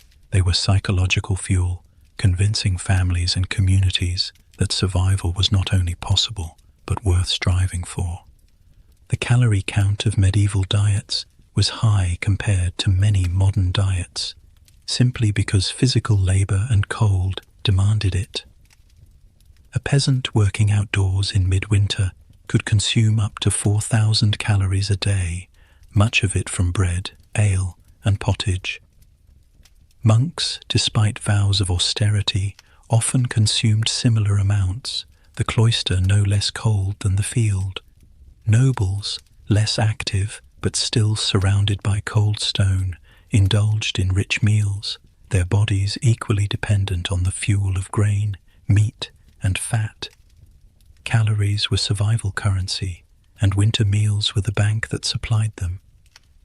If you imagine yourself sitting in that hut or hall, spoon in hand, the reality becomes clear. You dip bread into steaming pottage, savoring the earthy flavor of peas and barley. A strip of salted pork floats on top, its fat melting into the broth. The heat fills your chest as much as your belly. You drink ale, thick and nutty, feeling its weight as warmth spreads through your body. Around you, your family eats, their faces weary but alive. The snow piles outside, the wind rattles the shutters, but here, in this small fortress of food and fire, survival feels possible. Winter food was not glamorous. It was not the stuff of modern recipes or festive cookbooks. It was fuel, plain and simple, crafted by necessity, dictated by preservation, and consumed for survival. Yet in its simplicity, it sustained entire civilizations: grains, pottage, salted pork, dried peas, and mead. These humble staples were the engines that powered the medieval body through the coldest nights and the harshest days. They were the unseen fire behind every plough, every prayer, every whispered story by the hearth. Without them, winter would have triumphed. With them, humanity endured, proving once again that survival in the Middle Ages was not about comfort. It was about endurance, ingenuity, and the ability to turn the humblest ingredients into life itself. The cold creeps in like an enemy you cannot see. It pushes under the doors, slides through the cracks in the shutters, climbs into your bones until your teeth chatter without permission. You pull your cloak tighter, draw closer to the fire, but you know there is another weapon waiting on the trestle table. A wooden cup of ale, steaming in the glow of the hearth, waiting for your hand. To us today, the idea of hot ale or mulled wine might sound like a medieval indulgence, a festive drink for feasts and fairs, but in the Middle Ages it was far more than that.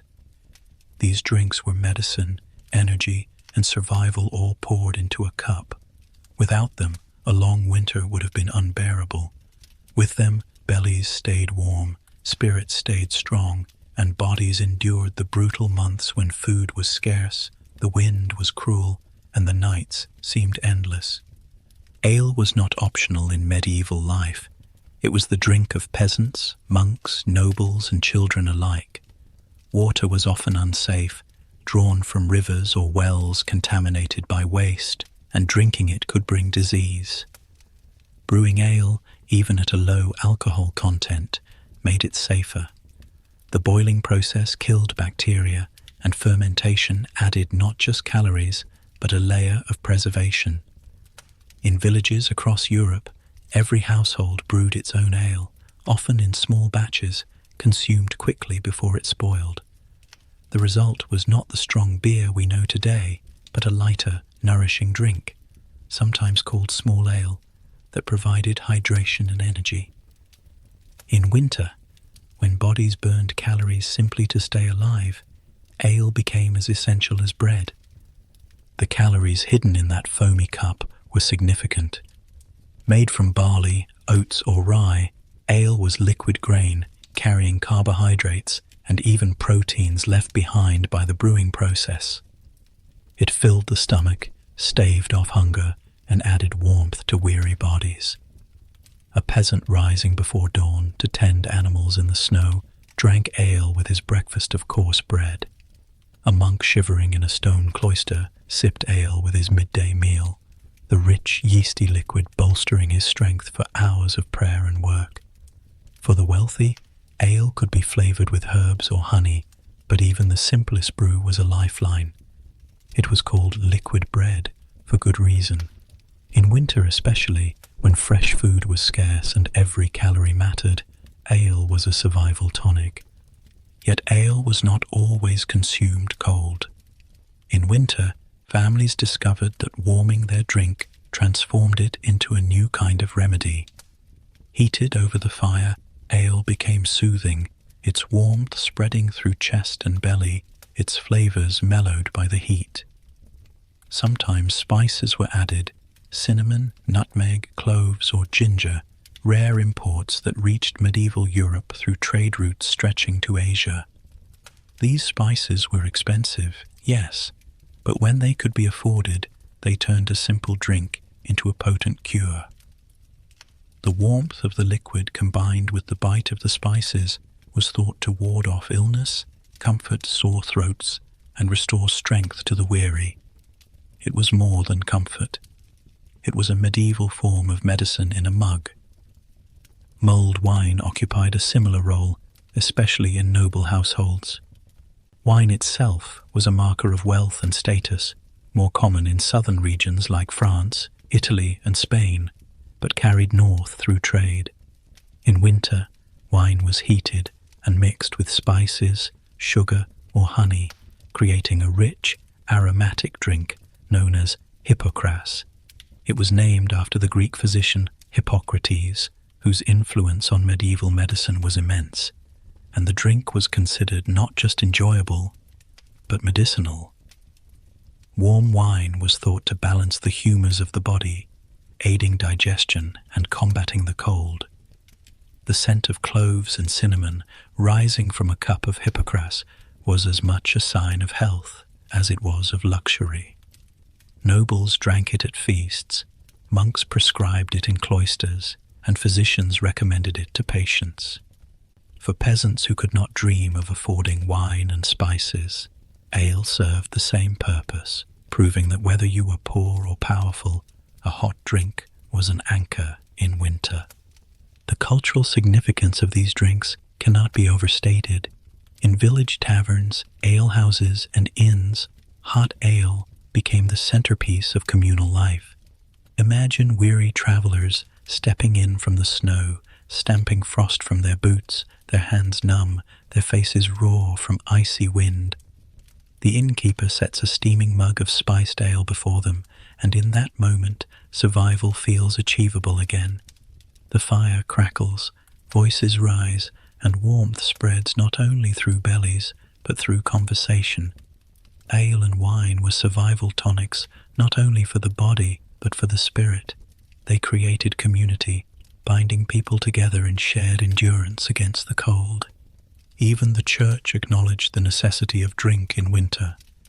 Monasteries brewed ale and beer not just for themselves, but for surrounding villages. Brewing became an act of charity and survival, a way to sustain entire communities. Some monasteries grew famous for their brewing skills, refining recipes and creating strong, nourishing ales that carried reputations far beyond their walls. These brews were thicker, heartier, and perfect for sustaining monks through long fasts and harsh winters. Beer as we know it today, brewed with hops, became more common in later centuries, its bitterness and preservative qualities making it even more durable. In winter, hopped beer lasted longer, resisted spoilage, and carried men and women through to spring. Spiced drinks also had symbolic power. To drink mulled wine at a winter feast was to defy the season's cruelty, to declare that even in famine and frost joy could be found. At Christmas, ale flowed freely in manors and villages alike, its warmth binding families and neighbours in celebration. The act of toasting, of raising a cup to health and prosperity, took on deeper meaning in the cold months, when health was fragile and prosperity uncertain. These rituals reinforced survival itself.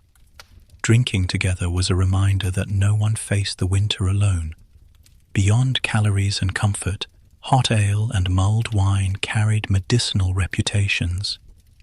Physicians in the Middle Ages believed in the balance of humours, blood, phlegm, black bile, and yellow bile, and cold was thought to create dangerous imbalances. Warm drinks were prescribed to restore equilibrium. Ale mixed with herbs like rosemary or sage was believed to cure colds, relieve fevers, and even improve memory. Mulled wine spiced with cinnamon was considered a treatment for digestive troubles. Mead warmed with cloves soothed sore throats. These remedies were not just superstition. The warmth and the spices did provide real relief, even if medieval physicians did not fully understand why. In this way, every steaming mug was not just a comfort, but a cure, blurring the line between survival food and medicine. Children drank ale too, not the strong stuff reserved for feasts, but small ale, lightly fermented and weak in alcohol. For them, especially in winter, it was safer than water and more filling than milk, which was scarce. A child who sipped warm ale before bed might sleep easier, their belly full and their body warmed from within. In this way, ale passed down through generations as the quiet hero of survival, never glamorous, always reliable. To modern eyes, the thought of drinking ale from dawn to dusk may seem strange, even unhealthy, but in the harsh world of the Middle Ages, it was simply practical.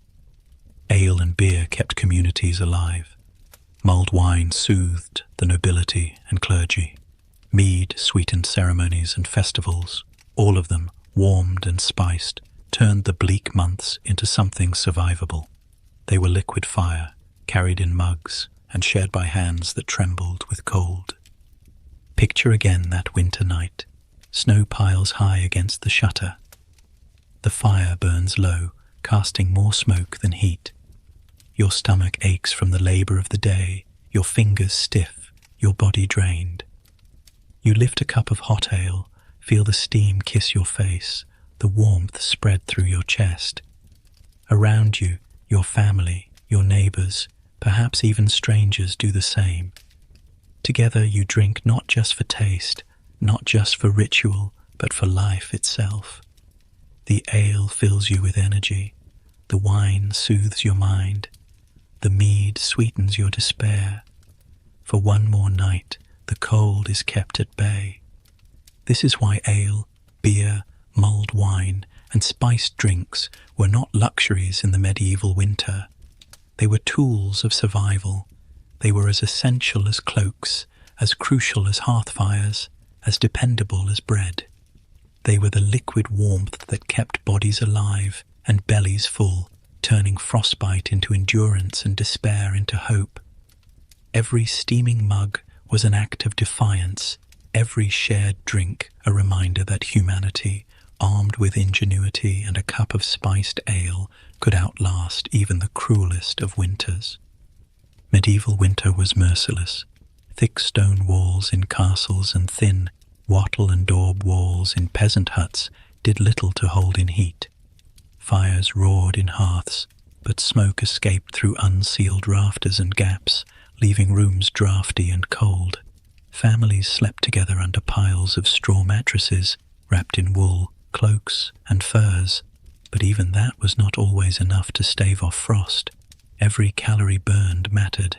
Every degree of warmth could mean the difference between comfort and hypothermia. Animals, which already sustained humans with milk, eggs, and meat, provided another essential service. Their body heat raised the temperature inside huts, halls, and barns. A cow, with its massive body, generates an incredible amount of warmth. Chickens roosting together give off surprising heat, and goats, pigs, or sheep in numbers add to the effect. By keeping livestock indoors or in attached barns, medieval families created a natural heating system that transformed winter survival. For peasants, whose cottages were small and vulnerable to the elements, the practice was common. The front of the hut was reserved for human life. A hearth, rough benches, a table, maybe a loft for sleeping. The back half was partitioned, sometimes by nothing more than wooden planks, for animals. Chickens pecked at crumbs on the floor. Pigs slept in straw near the wall. A cow stood in a corner stall, chewing cud, her warmth radiating into the air. The heat from their bodies mingled with the heat of the hearth, raising the overall temperature of the space. In a world without insulation, the combined warmth of human and beast was often the only real barrier against the cold that howled outside.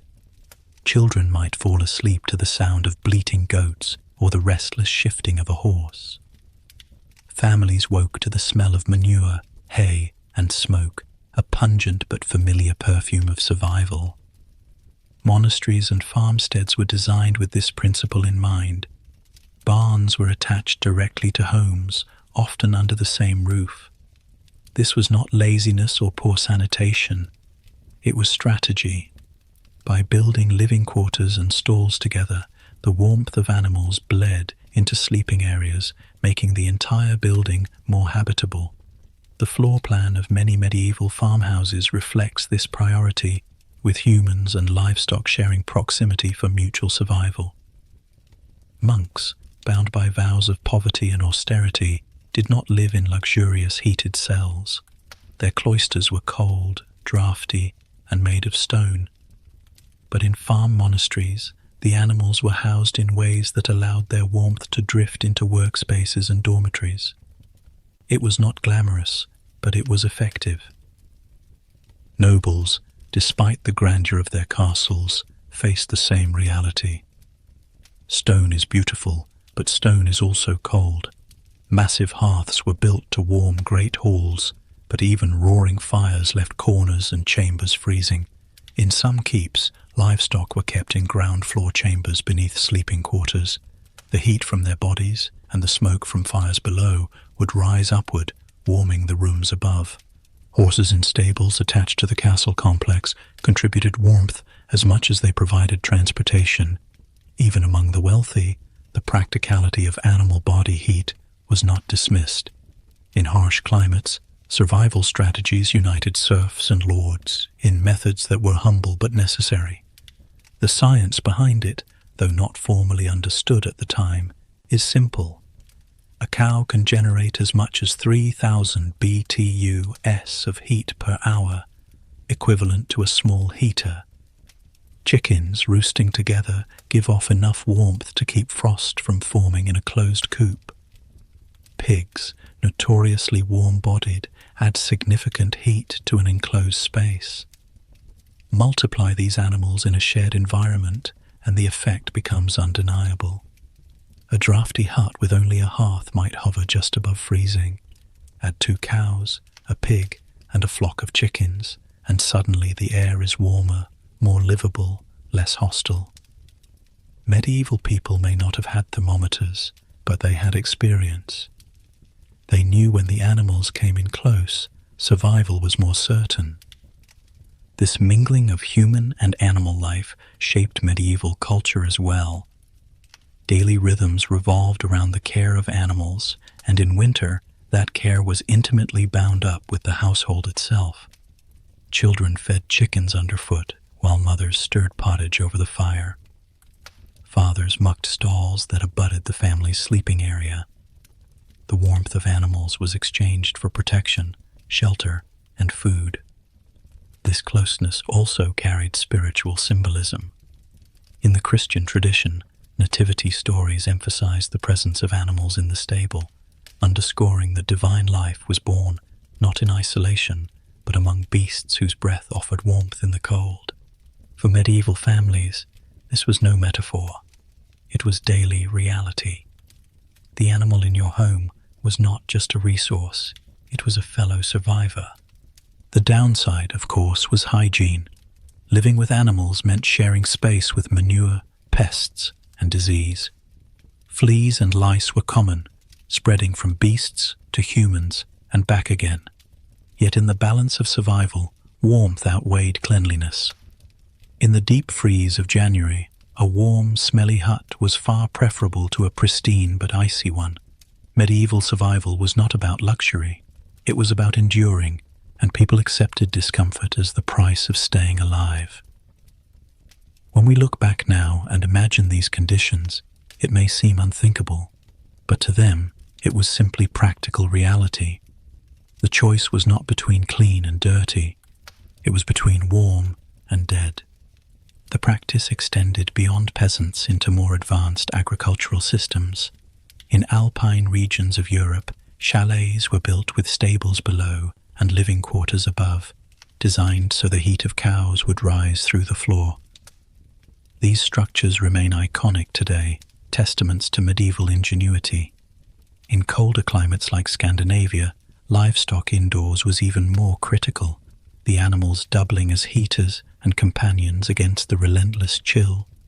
It was not a quirk of poverty, but an adaptation to environment, a sustainable use of resources that helped families thrive in climates that might otherwise have killed them. Imagine yourself again in that hut. Outside, the snow drifts higher and the wind howls like a wolf at the door. Inside, the fire burns low, but the air is thick with warmth. You can hear the cow shifting in her stall, her massive body radiating heat. Chickens murmur softly in the rafters. A goat bleats once, then settles down. You pull your cloak tighter, lie back on a straw mattress, and feel the mingled warmth of fire, family, and animals pressing back against the cold. This is not comfort by modern standards, but it is life. This is how entire generations survived winters that otherwise would have claimed them. The presence of livestock indoors also influenced diet. Fresh milk in winter, eggs from hens, and occasional slaughter of pigs or sheep supplemented preserved foods like salted pork and dried peas. The animals not only warmed the air, but ensured nutrition continued when fields were barren. They were heaters, pantries, and companions in one. Their closeness a reminder that survival was always a partnership. Without livestock indoors, medieval life would have been colder, hungrier, and shorter. With them, humanity endured, clinging to warmth in the harshest months of the year.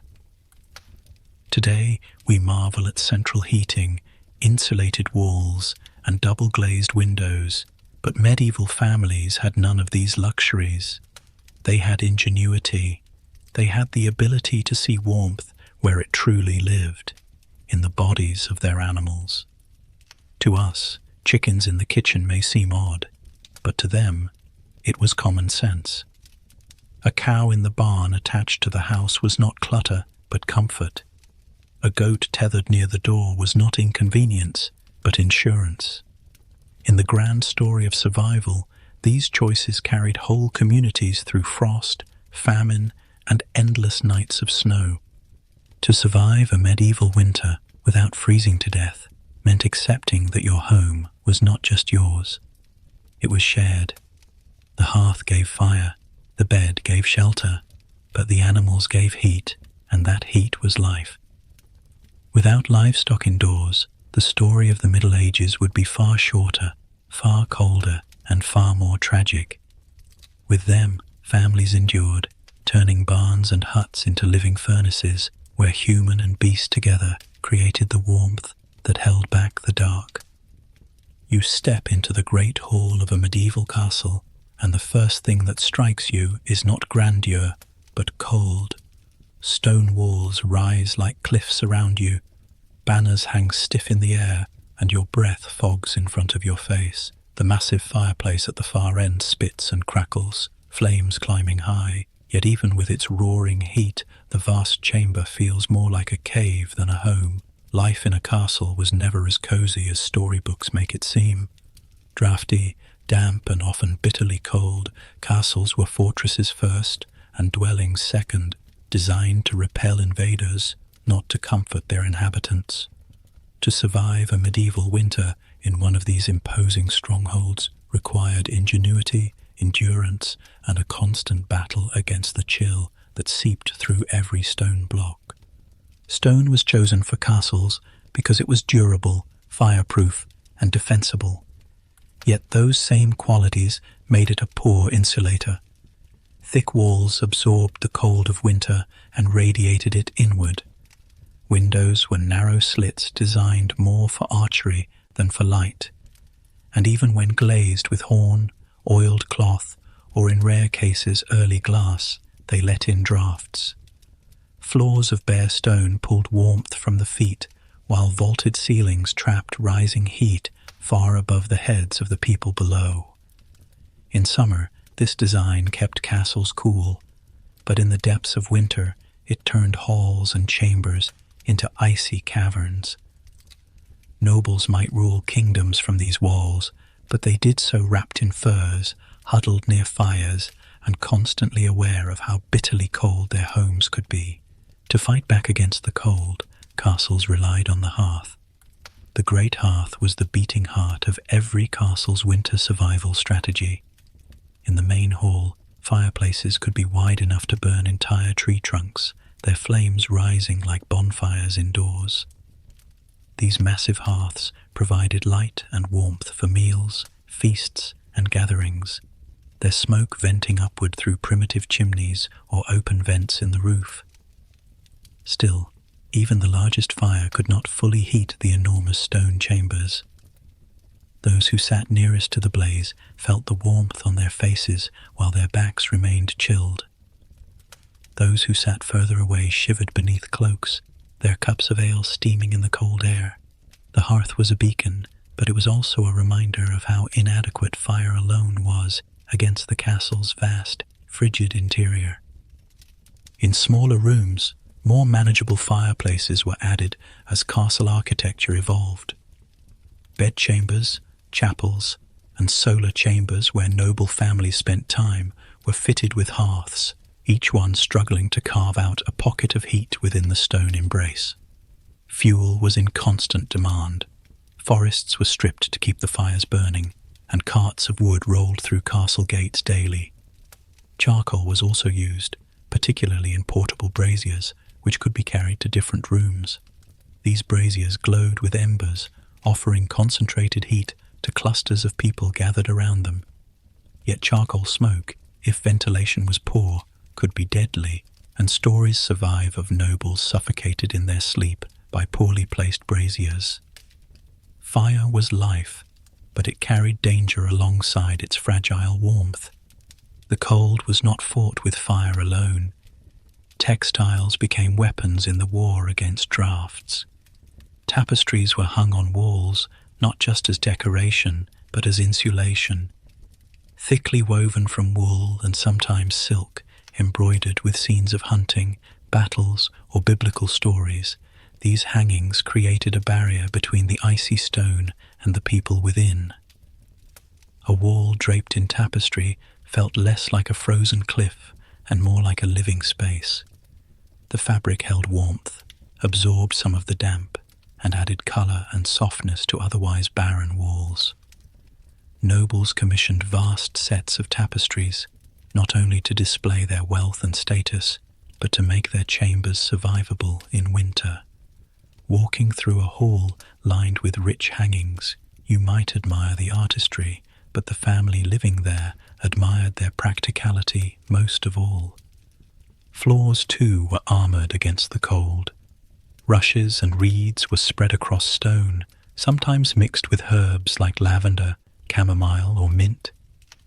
These rushes insulated the ground, muffling footsteps and trapping warmth. In noble chambers, carpets imported from the East or woven in monasteries covered the floors, a rare and expensive luxury that transformed a freezing stone floor into something more bearable. Even with these coverings, castles remained chilly. People wore thick shoes indoors, fur-lined boots, and slippers stuffed with wool. To walk barefoot across castle stone in winter was to risk frostbite. Windows were another battlefield. Glass was rare and costly before the later Middle Ages, so most castle windows were covered with shutters, oiled cloth, or translucent horn. Even when glass became more common in wealthier castles, the panes were small and draughty, set in leaded frames. Shutters were kept closed in winter to block the wind, plunging rooms into darkness. Candles and rushlights provided light, but they also reminded occupants of how sealed and shadowed their homes became during the long, cold months. To sit in a solar chamber with shutters closed, wrapped in a cloak by the fire, was as much a strategy for survival as it was a daily routine. Clothing inside castles was as layered as the walls. Nobles wore multiple undergarments of linen, heavy wool gowns, fur-lined cloaks, and even indoor hats to retain body heat. Gloves were common indoors, not just for labourers, but for nobles writing letters or playing games. Children ran about in wool tunics, often with extra layers of stockings and hoods. Servants wore similar woolen garments, though less finely made, their breath steaming as they carried food from smoky kitchens to chilly halls. Despite all these precautions, cold fingers and toes were constant companions. Warmth was temporary, always chaste, but never fully caught. Bedchambers in castles tell perhaps the most striking story of adaptation. Beds were raised off the ground to escape cold draughts that swept across the stone floor. Canopy beds with thick curtains became microclimates, trapping the body heat of those inside. Feathers and down filled mattresses for the wealthy, piled with multiple layers of blankets and fur throws. At night, hot stones wrapped in cloth or metal bed warmers filled with coals were tucked under blankets, creating islands of heat within the freezing room. Families slept together when they could, body heat merging to resist the icy air. For all their status, noble families endured winter nights much like peasants, huddled close, layering fabrics, and building fortresses of bedding to keep the frost at bay. Food and drink inside castles also played their part in keeping cold at arm's length. Mulled wine spiced with cinnamon and cloves, hot ale, and steaming stews of meat and grain were staples in noble halls. Kitchens kept cauldrons bubbling with pottage and broth, their warmth carried in bowls through draughty corridors. Eating was not just sustenance, but another form of heating, as calories fueled bodies to generate warmth. Mead, ale, and beer were consumed in staggering quantities, their warmth spreading through bellies chilled by stone walls. Survival was always about layers, layers of food, layers of fabric, layers of fire, layers of animal heat. The servants of castles endured even harsher conditions. Their chambers were often in the coldest parts of the castle, attics, lower levels, or small rooms without fireplaces. They relied on their work near the kitchens or the stables for moments of warmth. Even the animals stabled in castle courtyards contributed heat, the same principle used by peasants applied to fortresses. Horses, cows, and dogs radiated warmth, and the smell of their bodies mingled with the smoke of the hearths in the air of winter castles. Disease was another hazard of cold castles. Damp air and poor ventilation bred respiratory illnesses. The constant chill weakened immune systems, leaving residents vulnerable to fevers, coughs, and consumption. Fires filled halls with smoke, irritating lungs even as they warmed bodies. Soot clung to walls, ceilings, and tapestries, a grim reminder of the cost of every degree of warmth. Yet castles remained inhabited, fortified, and essential, proving that survival was possible even when comfort was rare. Culturally, the cold of castles shaped medieval life. Feasts were held around blazing hearths, not just for joy but for warmth. Ceremonies clustered in the great hall because it was the warmest communal space. Lords dispensed justice by the fire. Tenants gathered near braziers to swear oaths, and stories were told in the glow of flames. Winter life revolved around heat sources, every event carefully staged in the few areas where survival was comfortable. Imagine yourself now, seated in a castle chamber. Your cloak is heavy, lined with fur. The fire roars, casting shadows across the vaulted ceiling. Tapestries ripple faintly as a draught sneaks through cracks in the shutters. You sip hot wine, the spices tingling on your tongue, and draw closer to the blaze. You glance at the bed behind you, curtains already drawn to keep the warmth inside for the night. This is the reality of castle life in winter.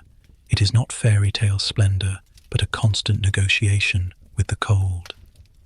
Survival depends on fire, fabric, food, and ingenuity. Every strategy, from massive hearths to woven wall hangings, is an answer to the same ancient question. How do you keep the cold stones of a fortress from becoming a tomb? This was life in medieval castles, not cozy halls of romance, but drafty chambers where people fought winter with every tool at their disposal. Fire, tapestries, braziers, layered clothing, canopy beds, and animal heat together created fragile oases of warmth in the frozen season. Castles may have been symbols of power, but inside them, lords and ladies endured the same struggle as peasants, the endless battle to stay alive against the cold stone embrace of winter. Peasant cottages were small, simple, and often poorly insulated. Wattle and daub walls let in drafts, thatched roofs leaked, and floors of packed earth absorbed the cold. A single family huddling together inside such a hut would shiver all winter long, relying on a smoky hearth that never seemed to push back the chill completely. But medieval villagers knew that survival was not about isolation. Families clustered with extended kin, neighbors gathered in each other's homes, and entire communities created networks of warmth that spread from house to house. Children were piled together in straw mattresses, wrapped in woolen blankets, their combined body heat creating a pocket of warmth in otherwise freezing air. Parents, siblings, and even grandparents often shared beds not only out of necessity but out of strategy. Every extra body in a bed was one more furnace against the winter.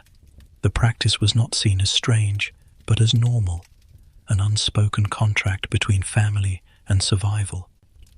The hearth was always the center of this communal life. In every cottage, the fire pit or open hearth was more than a place to cook food. It was the symbolic and practical heart of the household. Families gathered around it not just for warmth, but for conversation, storytelling, and comfort. On long winter nights, children heard folk tales and legends by the flickering light, and neighbors, who stopped by to share ale or a bowl of pottage, lingered near the fire's glow. To sit by the hearth was to share in the most precious commodity of winter, heat. Guests brought with them more warmth, more breath, more laughter, and in a way more insulation against the oppressive dark. Even the smoke, which stung eyes and clung to clothing, was accepted as part of survival, for it warmed rafters, dried damp thatch, and chased away pests. The hearth gathered people, and the people themselves became as much a source of heat as the flames they tended. Villages also organized communal spaces where warmth could be multiplied many times over. The manor hall or village hall often served as a gathering place during festivals, feasts, or in times of crisis. When dozens of bodies crowded into a single hall, the combined warmth could transform the atmosphere from icy to stifling. Ale flowed, bread was shared, and music echoed against timber beams while the cold outside became irrelevant. These events were not only cultural celebrations, but survival strategies. By clustering together in large groups, villagers raised the temperature of the hall through nothing more than body heat and breath, making even the darkest winter feel bearable. Shared meals created warmth in more ways than one. Cauldrons of stew simmered, sending fragrant steam into the air, and the simple act of eating hot food together generated both calories and comfort. Churches, too, became sites of communal warmth. On Sundays and holy days, villagers crowded into stone or timber churches, their bodies packed tightly in pews, candles burning to light the dim interior. While churches were rarely warm themselves, stone walls and high ceilings made them drafty and cold. The sheer number of villagers gathered for Mass provided a collective sense of endurance. The act of worship was intertwined with the act of survival, for the congregation not only prayed for the passing of winter, but physically huddled through it together. Bells calling people to prayer also called them into one another's warmth. In harsher winters, when food stores ran low and cold seemed endless, villages relied heavily on collective labor. Cutting wood, hauling water, repairing thatched roofs, and tending livestock were tasks made lighter and warmer when done together. Men chopped firewood in groups, their exertion generating heat, while women gathered to spin, weave, and mend clothing near a shared fire. Children played indoors with cousins and neighbors, their games filling the space with movement and laughter that seemed to push back the still, heavy cold outside. Survival was not a solitary pursuit. It was woven into the fabric of community life. Alcoholic drinks played a role as well, especially ale and mulled beverages shared communally. A tankard passed around a circle near the hearth, warmed bellies and lifted spirits. The psychological effect of being together, of knowing you were not facing the dark alone, cannot be overstated. Medieval villagers endured long months of bleak weather, but they endured them side by side, creating bonds that were as vital as cloaks and blankets. A neighbor's fire might keep you alive if yours burned too low, and your family's extra straw mattress might be shared with a widow or orphan. In the crucible of winter, charity and necessity often merged. Architecture in villages reflected this emphasis on shared warmth. Many cottages were built close together, their clustered placement reducing exposure to winds and allowing the warmth of one household to bleed subtly into another. Narrow lanes and close-packed homes created microclimates where snow drifted less and where fires lit in one home helped shield the next. In larger villages, inns and taverns became critical hubs during winter. Travelers, peasants, and craftsmen crowded into smoky, bustling spaces where fires burned all day, food was hot, and ale was plentiful. These taverns were not only businesses, but survival hubs, where warmth and community overlapped in one lively room. Even livestock contributed to communal heat in villages. Just as peasants brought animals into their cottages, villages as a whole gathered warmth from shared barns, stables, and pens. Animals huddled together produced immense body heat, which in turn radiated outward to the humans tending them. Farmers working in stables during the coldest days found relief in the breath of cows, the shifting warmth of pigs, and the rustle of hens. Children tasked with gathering eggs or feeding goats often lingered near the animals longer than necessary, basking in the heat their bodies provided. Villages were ecosystems of warmth, with humans and animals bound together in the same struggle against winter's hostility. The communal strategies of medieval villages were not just about physical survival, but about mental survival as well. The long nights of winter could wear down spirits as much as bodies. Togetherness provided distraction, companionship, and a sense of shared purpose. Storytelling by the fire, music during feasts, prayers in church, and the simple presence of others in the same room gave people courage. A cold endured together was easier to bear than a cold endured alone. Loneliness could be deadly in winter, and medieval villagers instinctively countered it with communal bonds. The very rhythm of village life in winter was communal. At dawn, smoke rose from chimneys almost in unison as fires were stoked. Families greeted each other in lanes, bundled in cloaks, sharing news or wood or food. Work was organized collectively, survival framed as a shared endeavor rather than an individual struggle. At night, one could look across the snowy fields and see multiple hearth fires glowing through shutters, each one a small beacon of life, and know that beyond the walls others were huddled together, fighting the same battle. Imagine yourself seated in a medieval village hall in January. The snow outside is deep, the wind howls through bare branches, but inside the timber walls the air is thick with warmth. A great fire roars in the center, smoke curling up through a hole in the roof. Dozens of villagers surround you, their cloaks steaming from melted snow, mugs of ale in their hands, bread passing from one family to another. The laughter of children echoes beneath the rafters, dogs curl close to their masters, and for a moment the outside world disappears. Here in this circle of bodies and flame, the cold cannot touch you. This is what survival meant in the Middle Ages. Not isolation, not solitary suffering, but endurance built upon the warmth of the community. Villages were more than clusters of cottages and fields. They were engines of survival, where heat was multiplied through human closeness, where firelight drew people into circles of safety, and where the worst of winter was faced together.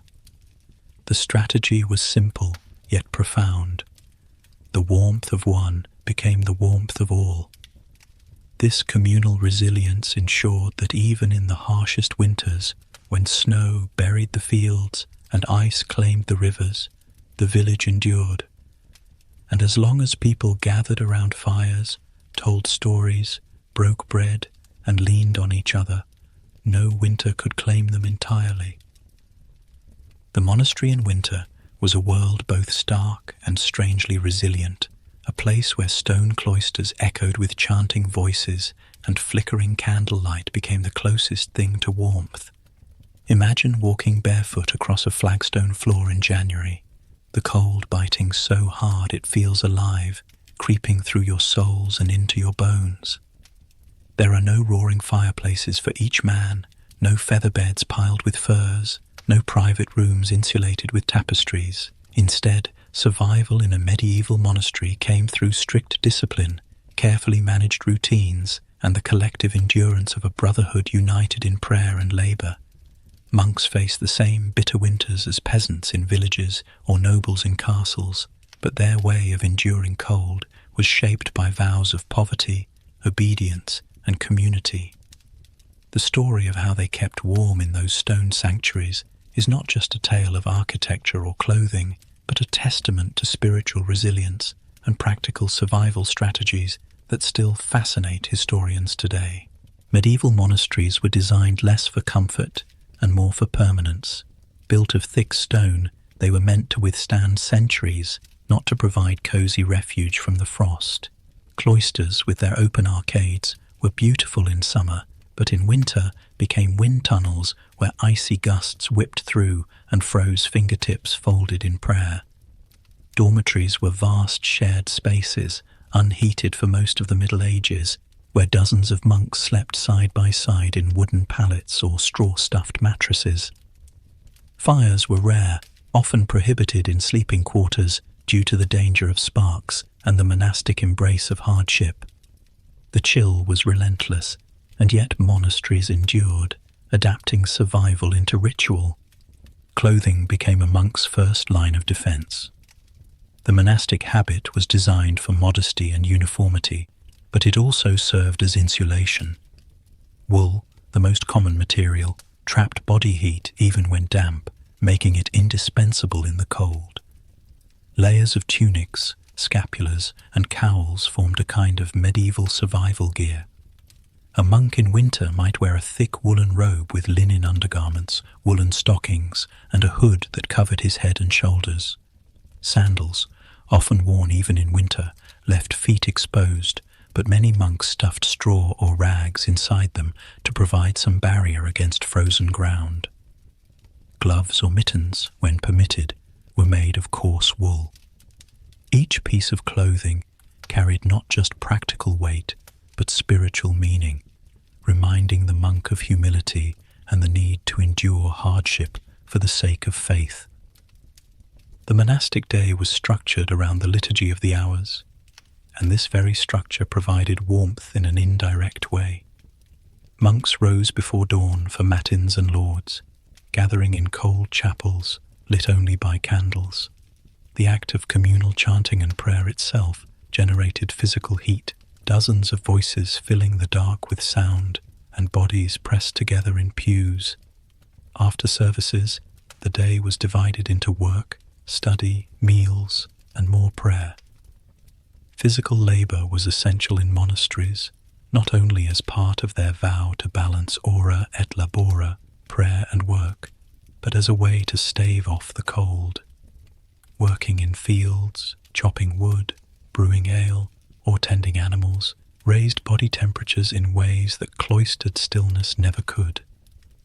The rhythm of rising, moving, and returning to the warmth of a meal or a candlelit scriptorium was itself a survival strategy, preventing the long immobility that could worsen the chill. Meals were another form of defense. Though monastic diets were often plain, they were designed to sustain.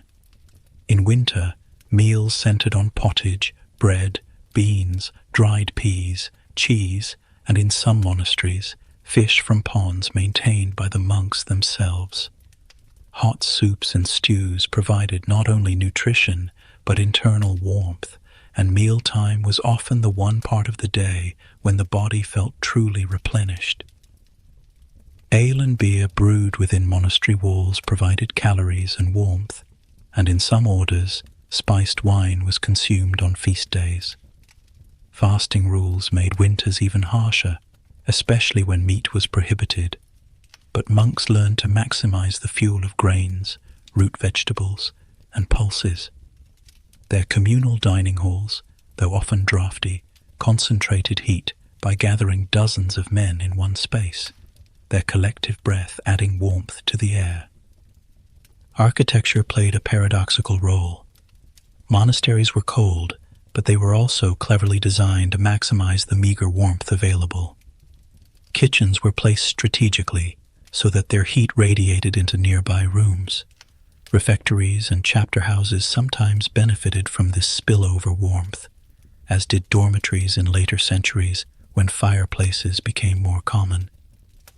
Scriptoriums, where monks copied manuscripts, often had braziers of charcoal, small pools of glowing embers that gave just enough heat to keep ink flowing on parchment. Even here, the danger of suffocation from fumes was constant, reminding monks that survival was always a balancing act between cold and fire. Cloisters, though exposed, provided covered walkways where monks could exercise, their movement keeping blood flowing even as their breaths puffed like smoke in the frozen air. Candles and lamps were not efficient heaters, but their psychological impact was profound. In a world without electricity, the glow of tallow candles or oil lamps provided a sense of comfort, a reminder that darkness and cold were not absolute. Hundreds of candles might burn during important services, their flames flickering against stone and warming not just air but spirit.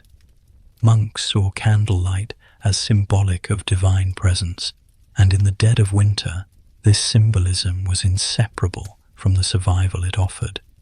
Even small increments of heat mattered in spaces where frost crept across walls and water froze in pitchers overnight. Communal sleeping arrangements provided another crucial survival tactic. Just as peasants and villagers slept in groups for warmth, monks endured winters together in dormitories. Rows of beds lined the hall, each man wrapped in woolen blankets, his body heat adding to the collective insulation of the group. To lie among dozens of breathing, sleeping bodies was to exist inside a living furnace, fragile but real. Silence was observed, but the rhythm of breathing, coughing, and shifting blankets filled the room with a steady pulse of human presence. In later centuries, curtains or wooden partitions gave some privacy, but the underlying principle remained the same: survival through shared warmth.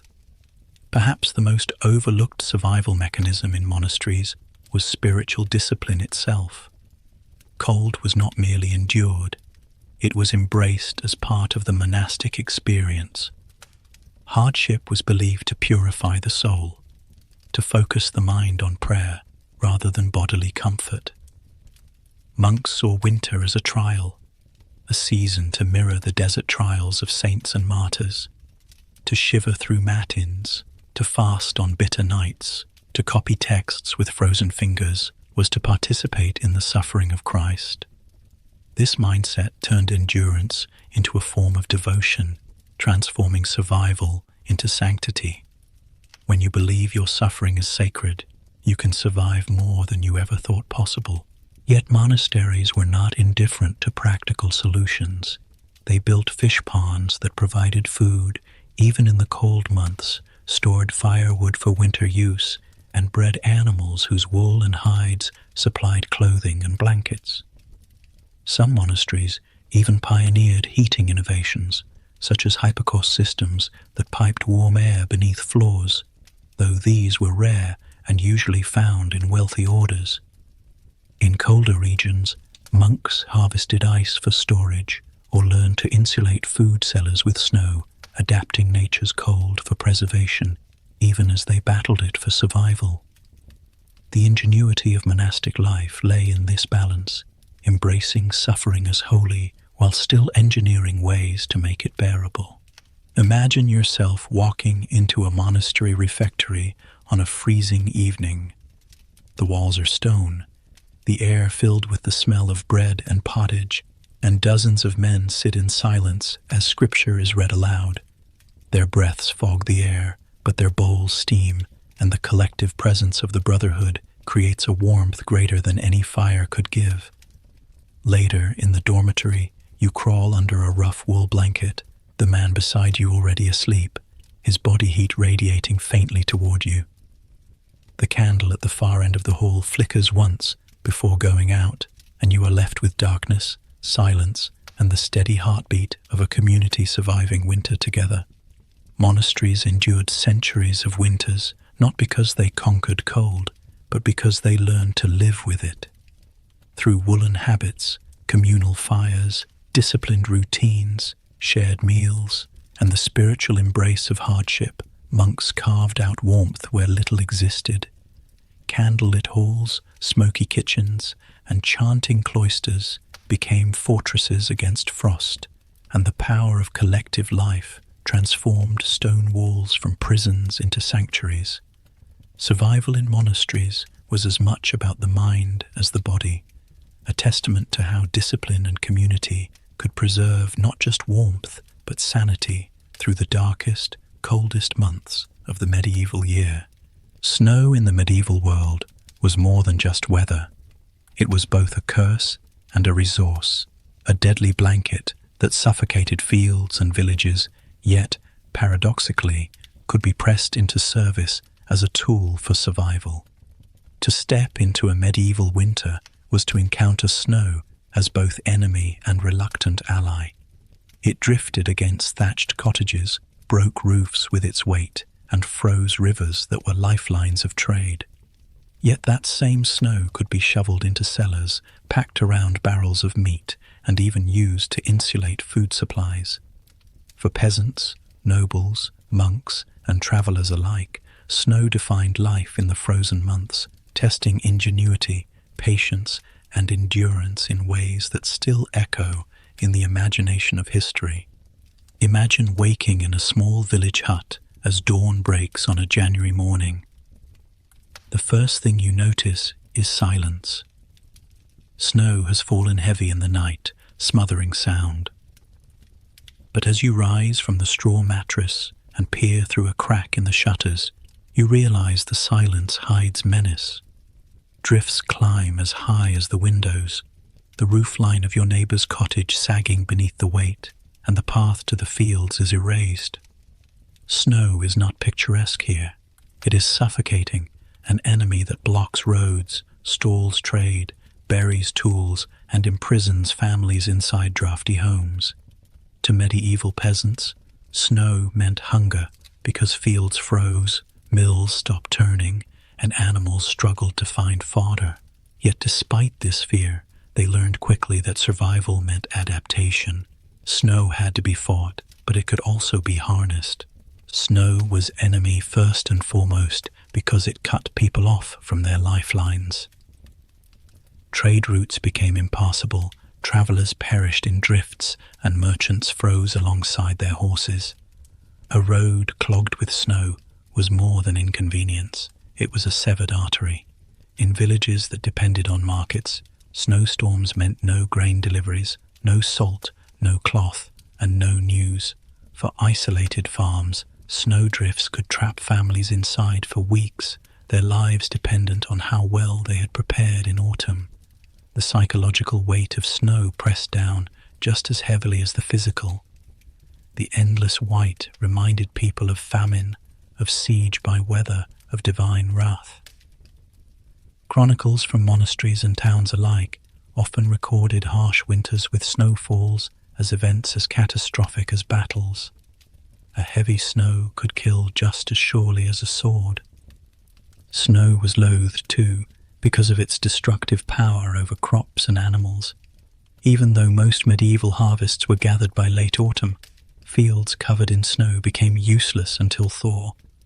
Villagers depended on stores of grain, salted meat, dried peas, and turnips buried in cellars to survive.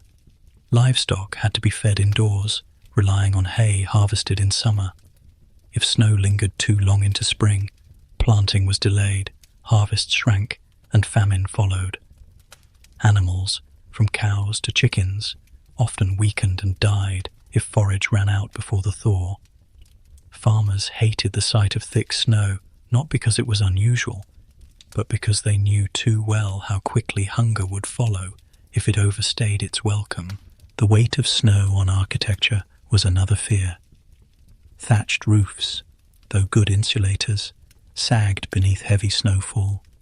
Icicles formed like daggers along eaves, and rafters creaked ominously in the night. Collapse was not uncommon. Families would wake to find part of their home caved in, snow pouring inside, straw bedding soaked and frozen. For those in castles, snow piling on battlements made defense more difficult, and frozen stone walls became as much of a prison as protection. Snow was not gentle. It pressed its weight into every crack of medieval life, demanding respect through fear. And yet, despite this hatred, snow was also a tool, a strange ally in the art of survival. Medieval people learned that snow, properly managed, could preserve food. Packed into cellars, layered around barrels of salted meat or tubs of butter, snow slowed spoilage. Before ice houses became common in later centuries, snow was nature's freezer, available to anyone who cared to shovel it. Peasants gathered it in baskets, packed it into pits lined with straw, and covered it with branches or thatch. Months later, when meat might otherwise have spoiled, snow kept it edible. Wealthier households even began to experiment with storing snow deliberately for cooling drinks or preserving delicacies, though this was rare. Snow, enemy of the farmer, became secret ally of the larder. Snow also served as insulation. This paradoxical truth was well known. A snowbank, properly shaped, kept warmth inside as much as it trapped cold outside. Food buried beneath a snowdrift often survived better than food left exposed to icy winds. Cellars covered with snow remained at a steady temperature, keeping turnips, apples, and cabbages usable deep into winter.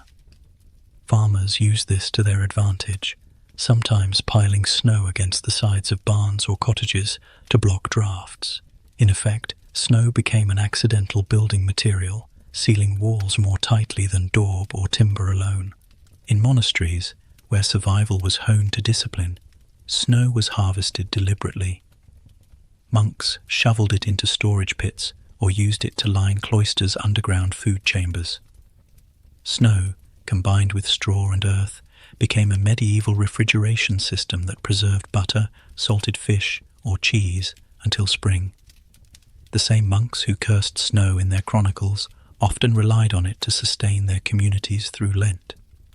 Snow as enemy in the cloister courtyard became snow as ally in the cellar. Travellers, too, sometimes found snow useful. Though snow-covered roads were dangerous, sleighs could move over drifts where carts could not. In some regions, sledges drawn by oxen or horses became practical once wheels were useless.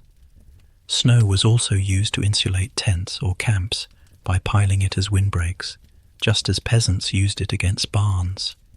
Soldiers on campaign learned this trick, digging into snowbanks for shelter. Even in war, snow served both sides. It froze soldiers to death, but it also gave them protection when reshaped by desperate hands. There was also the psychological transformation of snow into a tool of endurance. When communities accepted that snow would not be defeated, they looked for ways to live with it. Children played in drifts, turning the enemy into amusement, while adults harnessed its presence to mark boundaries, insulate food, or track animals in the forest. Hunters valued snow for showing the prints of deer, boar, or wolves. In this way, snow became both predator and guide, exposing the movements of game while also threatening the hunter with freezing winds. Snow shaped the spiritual imagination as well. Monks described it as divine chastisement, a reminder of sin and human frailty. Yet the same snow symbolized purity, the cleansing of the earth, and the hope of renewal. Its dual nature, destroyer and preserver, mirrored the medieval worldview where hardship was also opportunity, punishment also grace. People prayed for relief from endless snow, but they also learned to respect its gifts. This duality defined their survival. Snow could kill, but it could also save. In towns, snow removal became communal labor. Streets had to be cleared, wells dug free from drifts, and market squares shoveled so trade could resume. Snow blocked doorways and covered roofs, but communities gathered to dig paths, piling the snow in heaps that sometimes became storage pits themselves. City officials occasionally mandated snow clearance, recognizing that trade, justice, and governance could not function beneath suffocating drifts. Snow became both obstacle and shared task, uniting neighbors in survival through labor. For nobles in castles, snow was endured with more resources but equal seriousness. Fires burned in great halls, but food preservation often depended on snow just as much as in peasant huts. Cellars beneath castles were packed with drifts hauled from the courtyard, insulating barrels of wine and wheels of cheese. Snow piled against castle walls acted as a kind of primitive fortification, keeping cold winds from penetrating too deeply into chambers.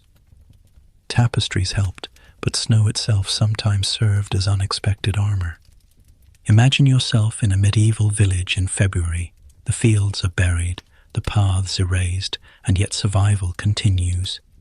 Families shovel snow into pits, covering barrels of pork with straw and white layers. Monks pace their cloisters, breath fogging, before heading to cellars where snow has kept butter cool but edible. Hunters return with tracks etched in white powder, game caught because snow betrayed its presence. Snow is enemy still, but it is also silent companion, integrated into the cycle of survival. By late winter, snow became both hated and longed for. Its thaw promised planting, new life, and food. But its last remnants, stored in pits and cellars, meant survival stretched into spring.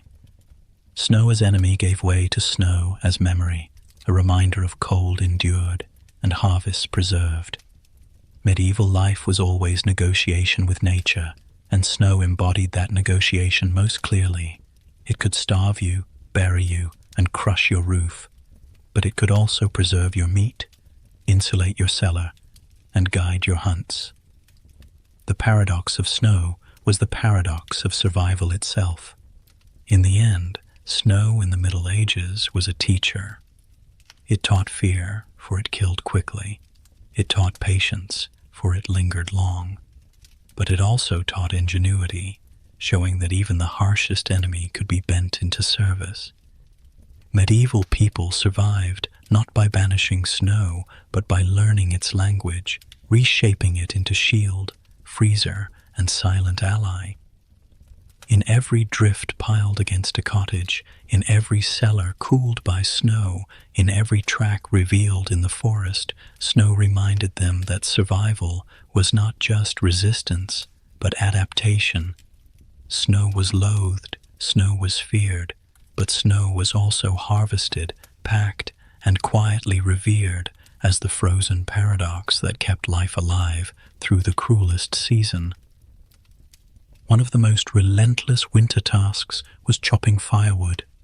No central heating, no coal furnaces, no gas lines, only wood cut by hand, carried on shoulders, and stacked in piles that never seemed to last long enough.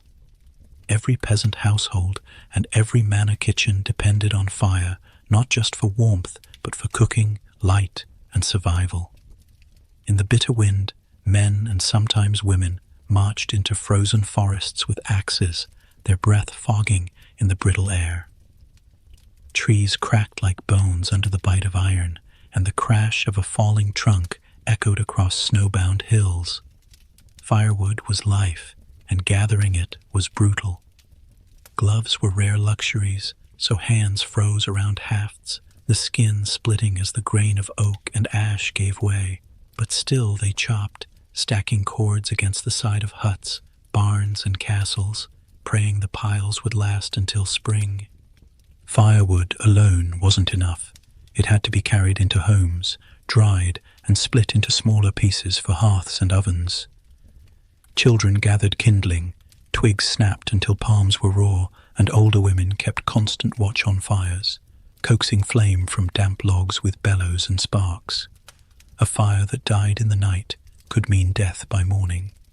Waking to find ashes cold meant hours wasted rekindling, and for that reason embers were buried in pots of ash to smoulder slowly, ready to spark anew. In castles, entire teams of servants were tasked with keeping great hearths roaring, feeding them timber carted in by wagons. In villages, one man with an axe often bore the weight of an entire family's survival.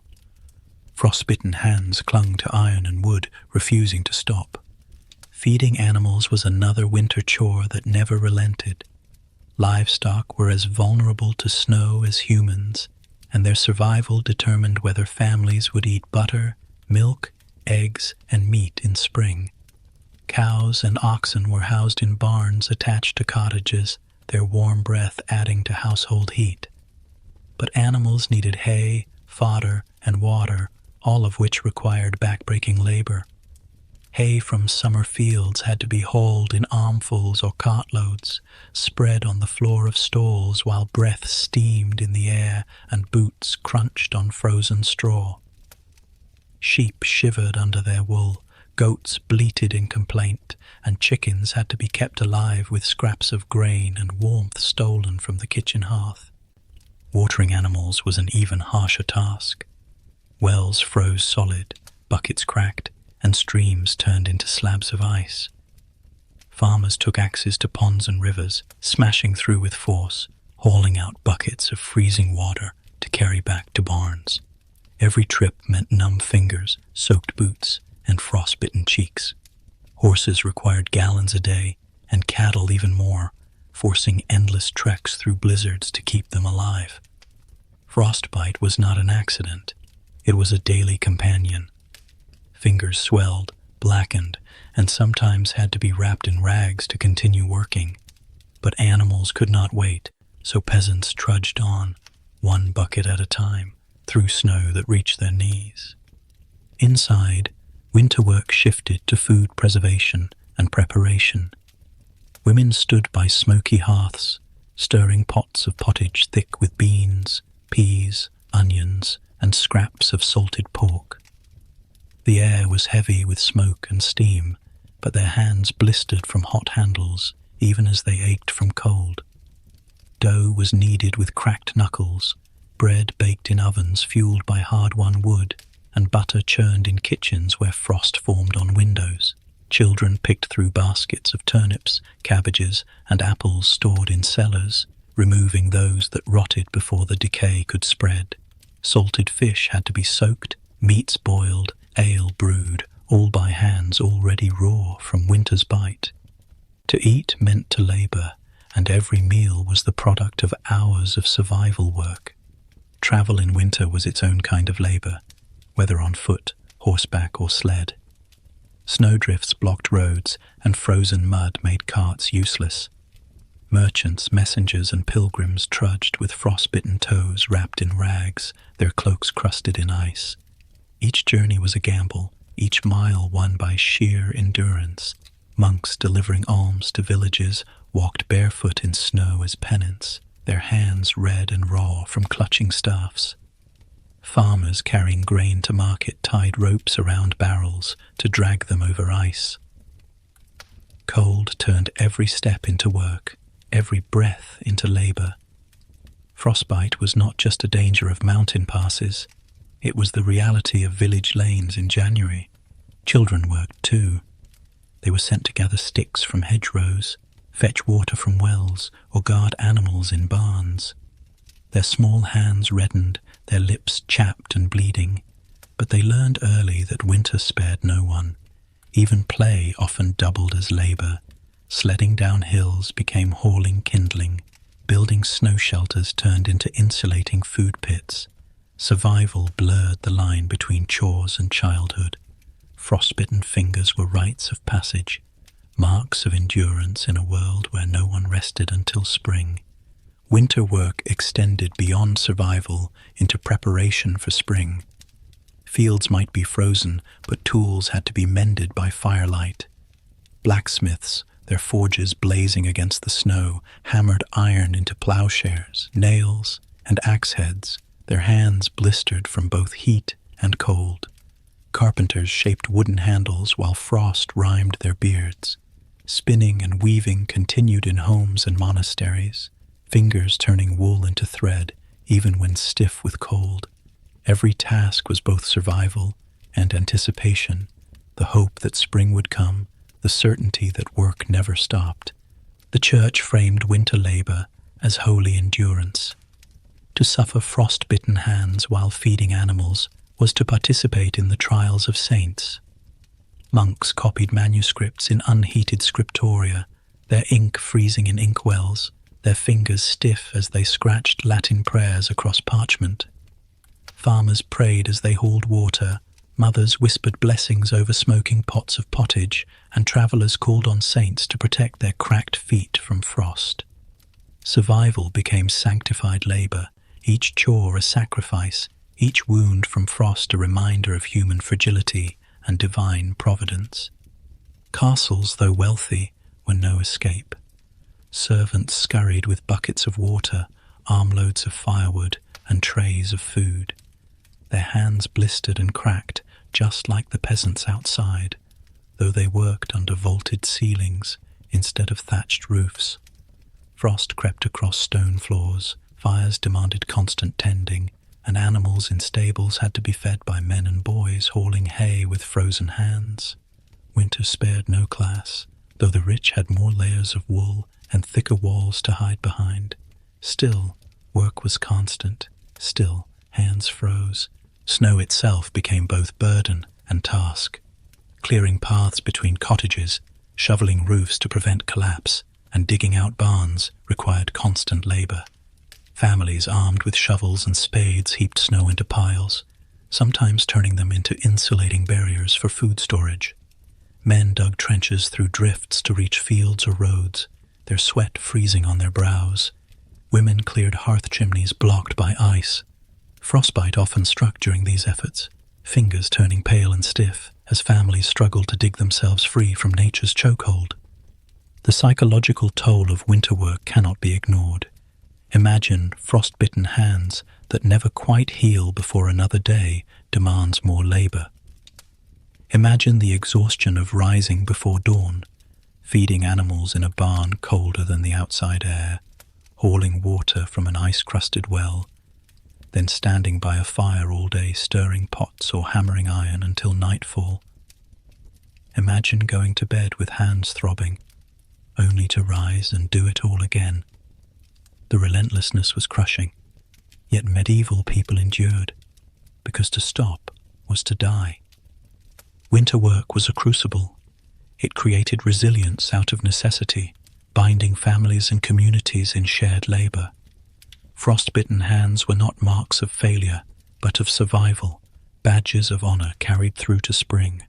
Firewood stacked high, animals fed and watered, food preserved and prepared, tools mended and ready. Every task completed was one more day stolen from winter's grip. To live through the cold was to fight it daily with axe, bucket, shovel, and bare hands. The story of medieval winter is not just one of hardship, but of ingenuity, courage, and endurance written in the small details of daily labor. Chapped knuckles, cracked lips, numb toes, and frostbitten hands tell us as much about survival as castles and cathedrals. Winter work was survival itself. From chopping firewood to feeding animals, from hauling water to stirring pottage, the rhythm of survival was hammered into bodies by cold and carved into souls by necessity. Medieval people survived because they never stopped working, even when the air turned their breath into ice. Their hands, battered and frostbitten, were the tools that carried civilization through the long, merciless winter into the fragile hope of spring.